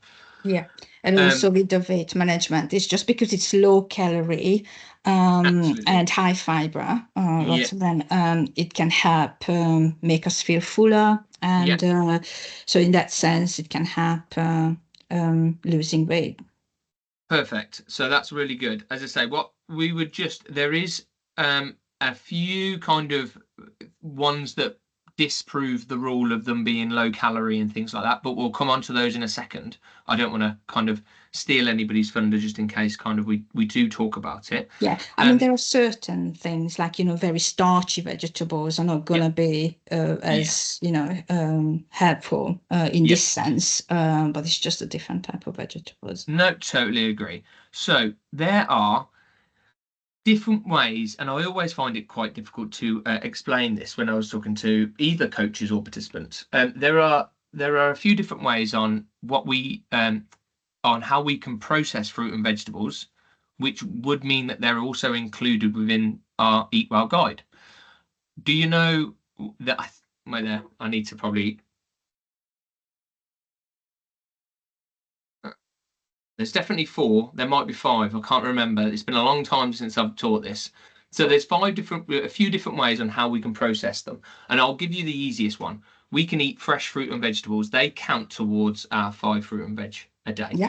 What are the other ways that we can use processed vegetables to keep our fruit and vegetable intake high? You mean like frozen and tin as well? But of course, we have to look at what's the sugar, maybe because some of them is in syrup and stuff like that. It's going to be sugary. Dry is also an option, but again, some of the dry fruit can be quite sugary, so we need to watch that too. Absolutely. Or it's very easy to eat lots of them. Is there one more? I can't remember if there is one more. Someone will make me look silly if there is. So frozen, fresh, tin, dry. I think that's it. But yeah, these are the ways that we can include into our diet. So they can be frozen, they can be fresh. We don't need to just buy fresh vegetables. This is going to help when we talk to participants with that cost effectiveness of eating a healthy, balanced diet, is by having these frozen, tinned options. The tinned options, you were totally correct in saying, Brigitte, that we want to avoid the ones that are in, especially fruit that are in syrup. They actually don't count towards our 5 fruit and veg in the end because of their sugar content because of the syrup. What we want to be having is if fruit is in I've remembered it, but I'm not going to say it. Hopefully Bethany's got it. And what we want to make sure that we're doing is having these tinned in fruits. Bethany, have you got the answer to my question? I was going to say, is it juiced? Yeah, it is juiced. Yeah, well done. So that's the 5th one. So you can have juice. Obviously, we talked about juice earlier, juice and smoothies, that would only be 1 a day because it's not, you don't get the fiber content that you do from the whole fruit or vegetable. You can have juiced vegetables. I don't know why. And then the last one, what we talked about, like what Brigitte said, we got dried fruit, which does also count. However, remember what happens when we dry fruit and vegetables is we reduce the water out of them. Yes, they've still got the fiber. Yes, they've still got the all the nutrients and the vitamins and minerals. However, it is very easy to overeat these dried options because of the size of them. They're normally very small. They normally kind of go down quite quickly. So we would just need to make sure that we're getting participants to understand that that it is very easy to overeat our dried products, and we want to make sure that we're portioning them out correctly. Last question, Brigitte, before we move on. You've answered those fantastically. How much of these should we eat? And I think you kind of touched on it earlier. You said basically the more the merrier. But what's the current guideline? 5 a day. Perfect. That's at least 5 a day. And that's very important. We like you said, the more the merrier. Yeah. There is a ratio of fruits to vegetables or vegetables to fruits within this 5 a day. Do we know what that gold standard ratio is? 3 to 2. Perfect. Yeah. We want 3 vegetables to Yeah. two fruits. Yeah. And that's basically due to that sugar content, essentially. Yes. They normally are a little bit sweeter, have got higher energy, but still bound with a lot of nutrients, which is really good. And that's what we want them for. If we were then having maybe 7 per day, we would then want to have 4 and 3, for instance. So to keep that ratio. Thomas, did you have a question? Yes, just a quick question, Danny. What's your standing on smoothies? Because they are slightly different. They have a whole fruit. Do we also count the just was 1 serving, or do we? So Absolutely. it's 150 mils as well, isn't it? Like Yeah, this. so it's exactly the same as juice. Yes, they do have the whole fruit and they still have some fiber in them. They Yeah, still, yeah. because of the way that we Okay. process them, we reduce their fiber by basically blitzing them to pieces. But just wanted Okay. to clarify. Thank you. Yeah, so it would be the same as that juice option. Christian? Just adding on to what Thomas said, is that the same thing going with soups as well, like vegetable soups, if I was to Yeah. recommend that? Yeah, so we could still recommend it. That would also be potentially one of our 5 a day. With a lot of these soups as well, normally they do have some whole vegetables or mainly whole vegetables. No one puts fruit in soups, but yeah, so that would count as one of our 5 a day as well. Depending on if it says normally the packet. So if you go to Sainsbury's and get their good food range, normally it will say one of your 5 a day as part of that. Annie? Does it apply the same to like vegetable juice? I know I've got a client who does like celery, cucumber, kale, and it's mostly vegetables. Is that Yeah. Does it apply same to the fruit juice smoothie? Yes. advice? Yeah, I would. Oh, yeah, stay the same. We're trying to make things as simple as possible. If we start to make things a little bit more complex, then it would just. But ideally, what we'd want is them to eat that whole vegetable to get that fiber in. But we want one serving of fruit or vegetable juice per day. So we ideally wouldn't want to have a smoothie potentially made up of kale and celery and things, and then have a separate serving of orange juice, for instance, unless they were doing that on top of eating lots and lots of whole vegetables, if that made sense, because we want that fiber that's going to be then really beneficial to our digestive system. Okay. Perfect. I think we've had some really good discussions. Does anybody want to pick up protein? If not, we can run through them a little bit quicker, because I'm getting more and more confident with kind of our knowledge around the Eat Well guide. Perfect. I'll pick that up. That's totally fine. So protein, the purpose of this section, this is all about growth and repair. Nice and simple. This is the whole point of protein. It is, think about protein as the bricks to our house. If our house gets blown down because of the wind, or a car kind of drives into a garden wall, you will use these bricks or these protein molecules to basically rebuild this your house. And you do that in different ways. So you'll do it if you go and do some resistance training, either at home or at a gym. But also, if I fall down and I cut my knee, protein is used to repair that wound. And this happens all over the body. This is not just external wounds. This can be internal wounds and any growth and repair going forward. Obviously, our body is rejuvenating every night, every time we go to sleep, which is why we need to make sure that our protein intake is at the recommended levels, because we are repairing ourselves every night when we go to sleep. Okay. What's included within this? So there's different options, and we mentioned some of them. Thomas mentioned them earlier. So we've got meat, we've got fish, we've got eggs, we've got nuts, and we've got beans and pulses. So there are 5 options that we can have within our protein section. The portions that we want to be having in this is around about 1/5 of our diet wants to be made up of protein. Okay, we'll talk about portions in a little bit more size, but around about 1/5 of our diet wants to be protein. And ideally within that, we want to be having 2 portions of fish per week. Of one of those needs to ideally be oily. A couple of reasons for that. Omega-3 Okay, Yeah. really good for brain development and for hormone creation within the body. And it also helps with the maintaining of your kind of brain chemistry. Also, fish is relatively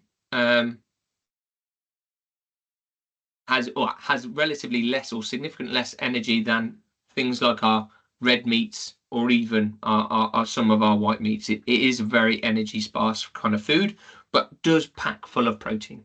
Okay. When we're talking about our fish and our beans and our pulses, tinned is fine. Ideally, we want to go for tinned fish that is in water. If we're looking at tuna, or you can get these mackerel things now in sauces, which are okay, and they're a really good use of if someone is running out of time to prepare meals. And then when we're looking at our beans and pulses, we want to try and make sure that they're in water also. And if we're looking at baked beans, we want to look for the lower salt and sugar options. Okay. The penultimate one are dairy on alternatives. Okay. The reason we use our dairy on alternatives is for strong teeth and bones. Okay. The main reason we get what we get from dairy is calcium. Along with calcium, we also need vitamin D to be able to absorb and process calcium within the body. We get that from a lot of fortified foods, such as our cereal. Our cereal is fortified with vitamin D, and our bread is fortified with actually vitamin D and calcium, normally in the UK.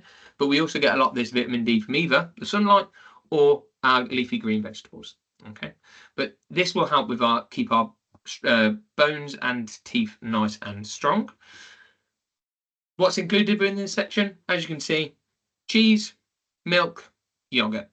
Basically, those three categories of things. Obviously, you've got other things such as like is it Kiev? I can never remember how to say it, but it begins with a K and it's like yogurt. But things like that can be used as well. One thing that I always, and obviously our dairy alternatives, so soy milk, nut milk, things like that, they are fortified with calcium and vitamin D to help support this strong bones and teeth. Something that I'm always asked about is in this section is cream, and that can be single, double, or heavy. Okay, that actually doesn't count within our dairy. Yes, it is a dairy because it's made by milk.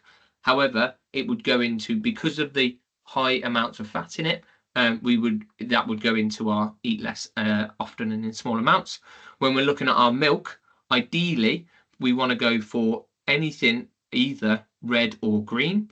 There's not really too much difference between the protein, calcium contents. They just remove the fat, or the majority of the fat. What we want to try and avoid is the blue top milk, okay? Because it's only recommended, blue top milk, for people under the age of 2, and that's just due to energy intake and the increase of energy intake that they need to grow nice and strong. The last that makes up around about a 1/6 to an 1/8 of our diet, and then we've got our last section, which is oils and spreads, and that's a tiny little section, and that basically only includes any unsaturated oils or spreads.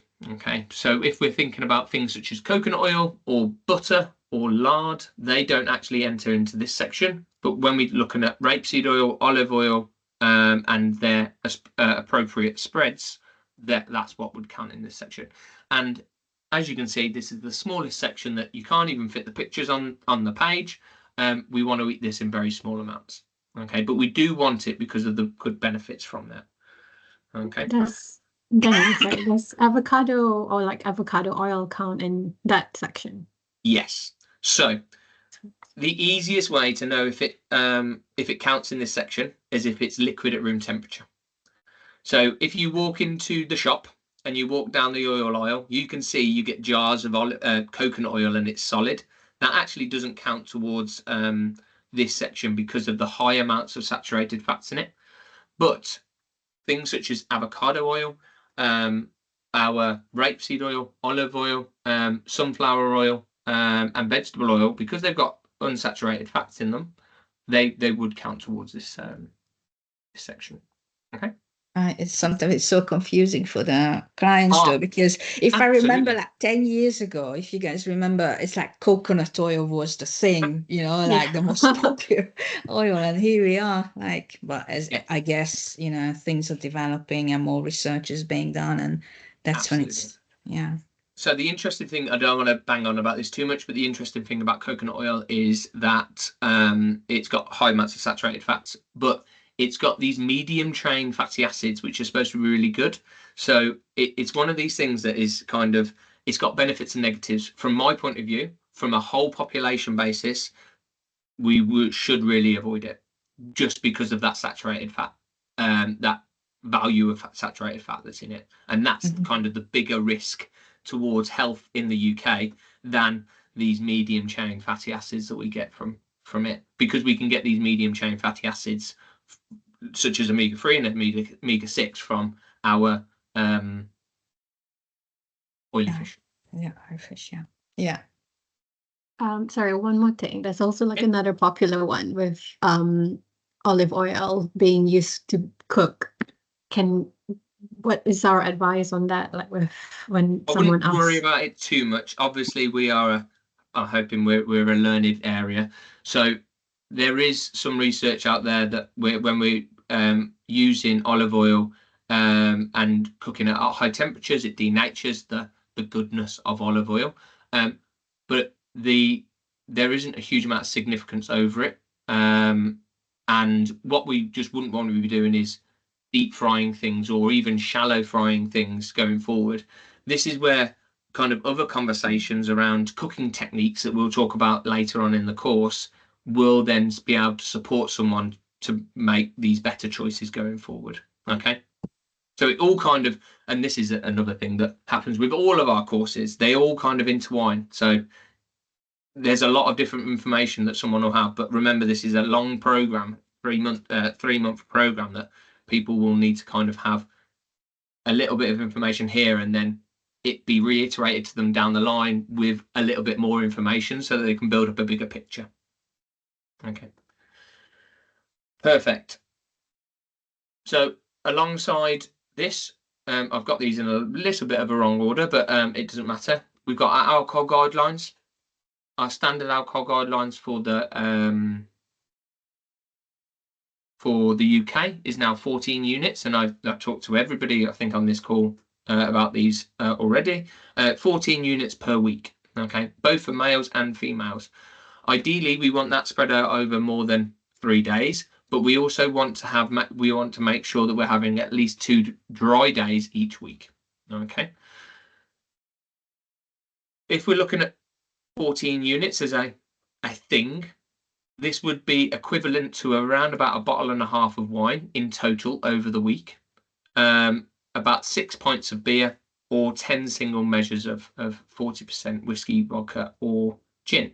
Okay, in and around that. Obviously, there is different percentages of alcohol that would give a different unit. So this is just a guide and not something that needs to be taken as verbatim. The other thing, obviously, I don't know how many pregnant women that you work with within your courses, but obviously alcohol is not advised for anybody who is pregnant or who is trying to get pregnant either. Okay. And this is where I actually wanted to get to rather than the alcohol stuff, but we breeze over that. This is our portion guide. So Thomas, you hit the nail on the head earlier around that energiness of the Eat Well guide and how it is actually there for a balanced diet for people that are physically active up to the standard guideline. If we're looking at our portion guides for people that are trying to lose weight, we ideally want to be looking at anywhere, and these are not targets to kind of get to. We want to just basically, by making these changes in our diet, we will get down to these as a consequence. But we would look at around about 1,500 calories for women or around about 1,800 calories for men. This is by having the portion sizes that I'll show on the next slide, or the daily portions that we're having on the next slide. But essentially, what we will be wanting to do, if we look at our hand, and if everybody looks at their own hand, This is a representation of how big we are as a person. My hand is going to be a totally different size to Christian's, to Hanny's, to Siobhan's. Okay, basically because it is relative to me. If I'm a bigger guy, if I'm 7 foot, I'm probably going to have bigger hands. And that's just because of the way that we grow. Because I'm 5'9", I don't have as big a hands as that 7 foot guy. Okay. Same for females. Females generally, even at same heights, will have smaller hands than someone that is the same height that is male. This is why we can see that there's a disparity between the energy intakes for both females and males. If we're then looking at a portion, so this is a measurement of food, okay? We look at our carbohydrates and we want to say around about a handful. So we can see from here on this hand, a kind of cupped handful of carbohydrate is probably 1 portion. That's not saying that you have 1 portion per meal. We'll come on to this in a second. We can also make a fist, and that's about the same size that we want our carbohydrates to be. So if we're having a baked potato, for instance, that would be around about 1. Okay. If we're looking at meat and beans, we're looking at a handful again. And then if we're looking at chicken and fish, we're looking at the whole hand rather than just the palm. Okay. If we're looking at oils and spreads, we want to be looking at the fingertip, anything from the knuckle up. And then vegetables, we want 2 hands, and then fruit is 1 hand. And then for cheese, we kind of look at 2 fingers and around about a slice that size, that same thickness as well. Okay. So that is what 1 portion, or what we would consider 1 portion. When we're looking at then daily portions, we want to look at, like we mentioned, 5 or more portions for both men and women per day. Oils and spreads, around 1 to 2 portions for both males and females. I know it says 1 and 2, but it will depend on kind of the female in question, because we want to make it as personalised as possible. Dairy and alternatives, we want around about 3 portions per day of the low-fat options. Liquids and liquids per day, like I mentioned earlier, that's 6 to 8 glasses. Beans and proteins, 2 for females and 3 for males, so anywhere 2 to 3. We're not too worried about that. And then our starchy carbohydrates would be 7 and 8, between 7 and 8 on a daily basis. Okay. Perfect. So I know we've talked very in depth within the first 2 sessions of that of our course so far. How it's coming up to 12 o'clock, and I feel like I've talked for a long time, and we've had a lot of good discussions within those first 2 sessions. Is there any questions about the starting out session and that first eating well session, and the Eat Well guide and portions going forward? Just with the starchy carb portion says, because what I'm at the moment doing with the clients is just to kind of consider that 1 portion is 2 tablespoonfuls of, let's say, rice. Yep. And then you would have the 7 portions, which is so do you think I should now change the hands because it's more precise, or stick with the heaped tablespoonful of rice, which is 2 of them is a portion? So within your one-to-ones, if I'm honest, I don't think it really matters. Okay. I think they work out to be about the same. However, when we're doing the group-led lose weight stuff, let's follow this content, just because this is what they're going to have in their book. If we're giving them a book that says about a handful, and then we're talking to them about tablespoons, people are going to lose their minds. Yeah, no, makes sense. Makes sense. Okay. So yeah, if we for especially for this lose weight, in the group-led delivery, especially if we try and be consistent with our messaging, it's going to make it a little bit more streamlined and a little bit more simple for our participants. Okay, makes sense, Danny. Thank you. Okay. Perfect. It's 12 o'clock and I've got through 2 sessions, which is great. I thought we were going to rush through this after that first half of the first quarter of the day. Are there any other questions around these 2 sessions? I think, as I say, thank you for your kind of interaction with this. I really appreciate it. It makes it much more fun for me to deliver this training than me just listening to my voice. So thank you. please keep this up for the rest of the couple of days. But if there's no more questions, we will break for lunch. If we come back at 1 o'clock, please, and we will try and get, I think we'll try and get another 3, maybe 4 sessions done today. And then tomorrow we can reconvene and we'll kind of look at the other 6 sessions. Okay. Yeah. Perfect. I'll see you all at 1 o'clock. Enjoy the break from the screen and your lunch. Ro, did you have a question? Yeah, it's not a question. I just received a call from my son's school. Okay. He was playing football and he injured his eye. Oh, So no. yeah, they're taking him to the hospital. So they Oh told my me to God. go there Okay. now. Yeah, I just want to let you know. No worries. As I say, this can be recorded. We might just have to have a catch up either tomorrow or later on in the week. Okay. All right. Thank you. Okay, Rhoda. Speak later, yeah? All right. Thank you. Good luck. Bye. Bye. Right. I will see you all at 1 o'clock, everybody. Yeah. Thank you. Thanks, Danny. No worries. Bye bye.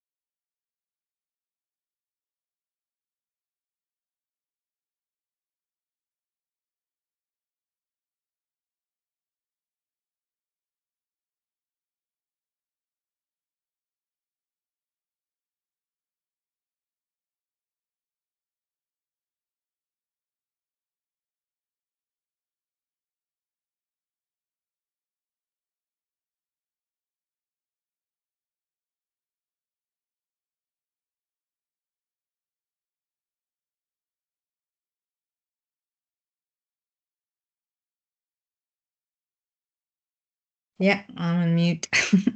Yeah, afternoon. Yeah, Kate, did you have a nice lunch? Good, nice to just relax and Relax a little bit. Yeah, nice Yeah. break. Well, yeah, here we are. absolutely. Get away Second from the half. screen. Yeah, Yeah. get away from the screen. That's what it is. Right. Who are we just waiting on? Here she is. I think that's everybody. Yeah. Yeah. Let me share my screen again.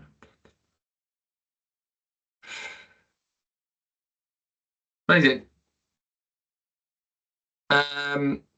Before we start this afternoon session, is there any questions about anything that we talked about this morning around the starting out session or eating well at all? It's all very straightforward, Diana, and the half coach guide is exactly the same kind of way of how the other pathways are, which is just going to make it easy. Absolutely, and that's kind of, well, I'm hoping that's how it kind of feels for everybody. And I know that there's potentially a lot of information that we'll go through today and tomorrow that you'll already know, but it's just about making sure that we're checking that understanding. We are, if there is anything, any small kind of questions, like we've had a few already about juices, smoothies, and things like that, just to make sure that we're all giving a standardized approach out, essentially, so that every participant that comes to see us, whether it is just people within our KCW service, but also people that are in other areas of the country where we deliver this program, are getting that same standard of care, that same good standard of care, essentially, that we can definitely give. Okay. So if I am laboring on points, please, it's not, I'm not trying to draw blood out of stones and things like that, and I don't mean to like it seem like you don't know kind of any of these bits of information. It's just to make sure that we're checking and understanding so that everybody can be built up to this same standard that you're all delivering at currently. Okay. Of course. Perfect. So we'll go on to session 2 if there's no more questions.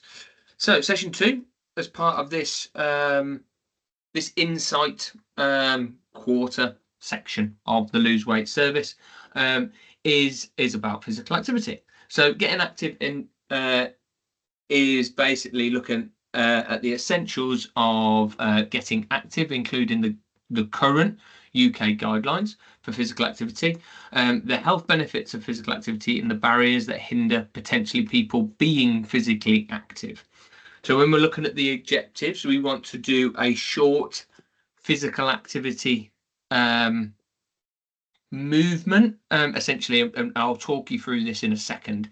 It is very simple. It is very non-intense, and this is why we're allowed to put it in as part of our Lose Weight service. But it's all about people trying to understand how they can add in small bouts of activity, and I'm being very conscious with the words I'm using currently when I'm talking about activity compared to exercise. So when we can get small bouts of activity in our day, that it doesn't have to be anything massive. It doesn't have to be anything that is needing to cause us to sweat and things. We just want to reduce this sedentary time that we probably see everybody, all of us in the UK see probably far too much, including everybody on this call, because obviously we've got to sit behind a computer for X amount of hours per day. Yeah. We want to look at the government guidelines, so the guidelines that have been given to us by NICE and the Chief Medical Officer for activity, and this is the physical activity. We want to then look at different activity scenarios that look at low, moderate, and vigorous intensities. We then want to list, and this is during the session, not maybe what we'll do today, but we'll then look at listing the physical, mental, and social benefits of physical activity, evaluating barriers to getting active, and looking at how we can solutionify them and kind of overcome these barriers so that we can make activity more more accessible for more people. Okay, and then the last one, using this SMART goal method to set goals for the next session. Okay. Cool. So, does anybody know what? Can anybody read or recite me the current UK government guidelines for physical activity? You can put them in the chat, or you can just say them out loud.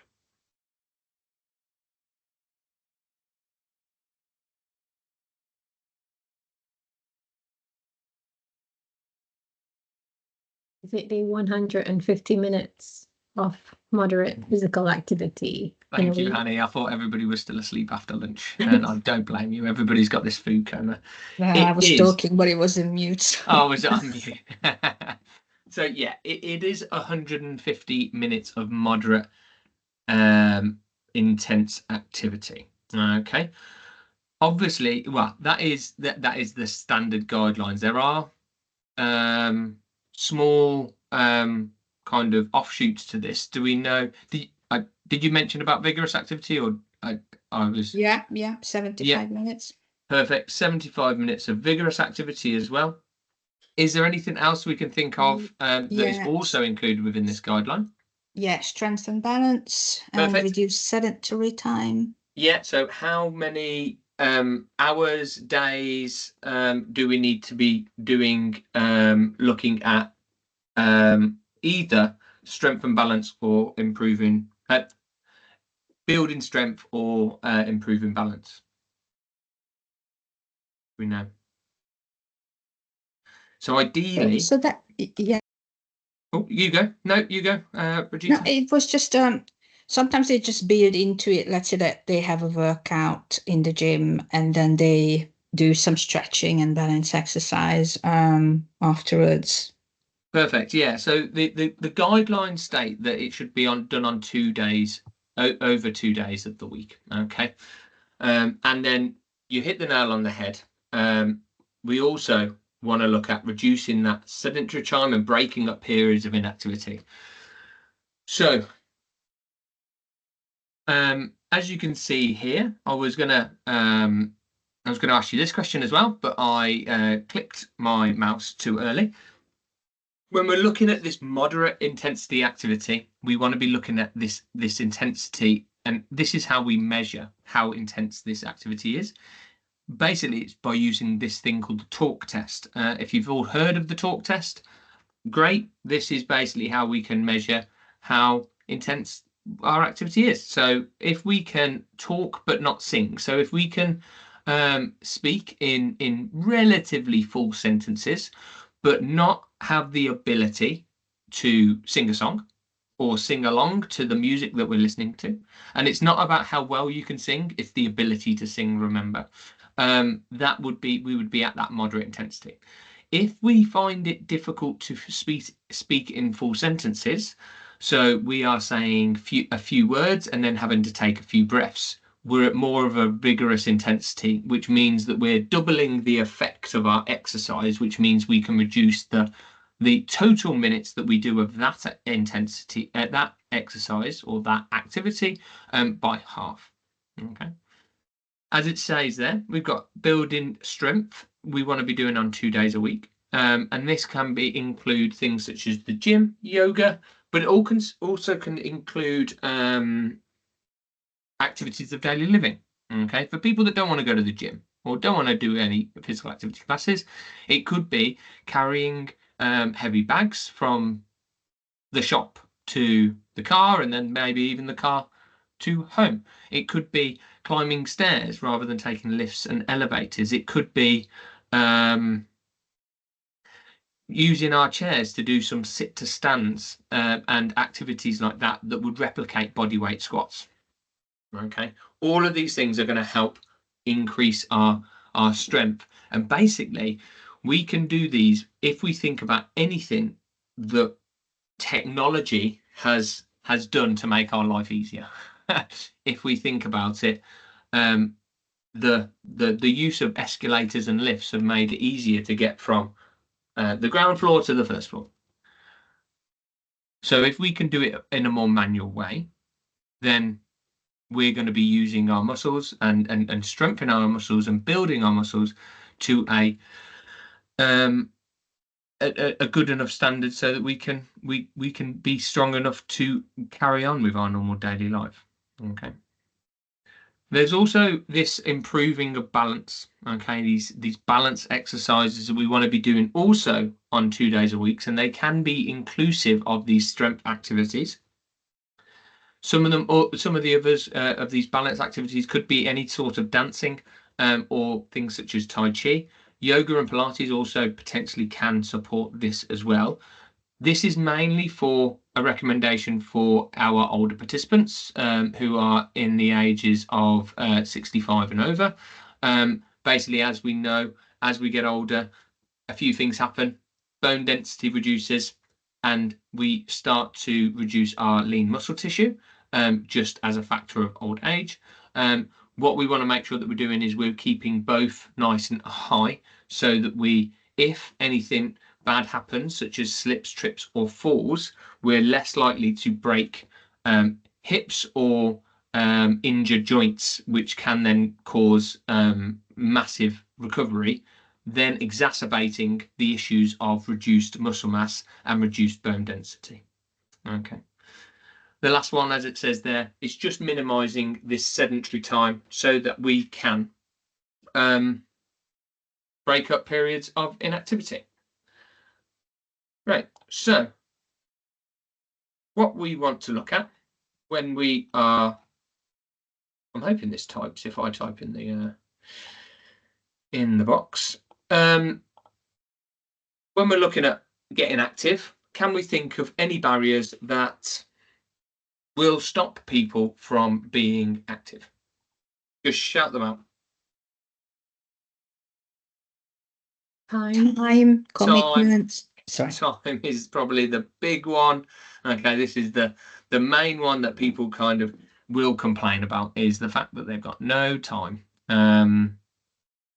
What we'll do is we'll come up with some barriers and then we'll look at the solutions and as a group and go forward from there. So what other ones? Brigitte, you said commitment. Yeah, like, childcare issues or just, very busy. Well, it ties in with time really, but, so yeah. Whatever commitment might come up. Anything else? Motivation. Guy, you're in sync today, team. Perfect. Christian? What about religion or faith? Yeah. Sometimes fear of injury if they're not really sure what to do or how to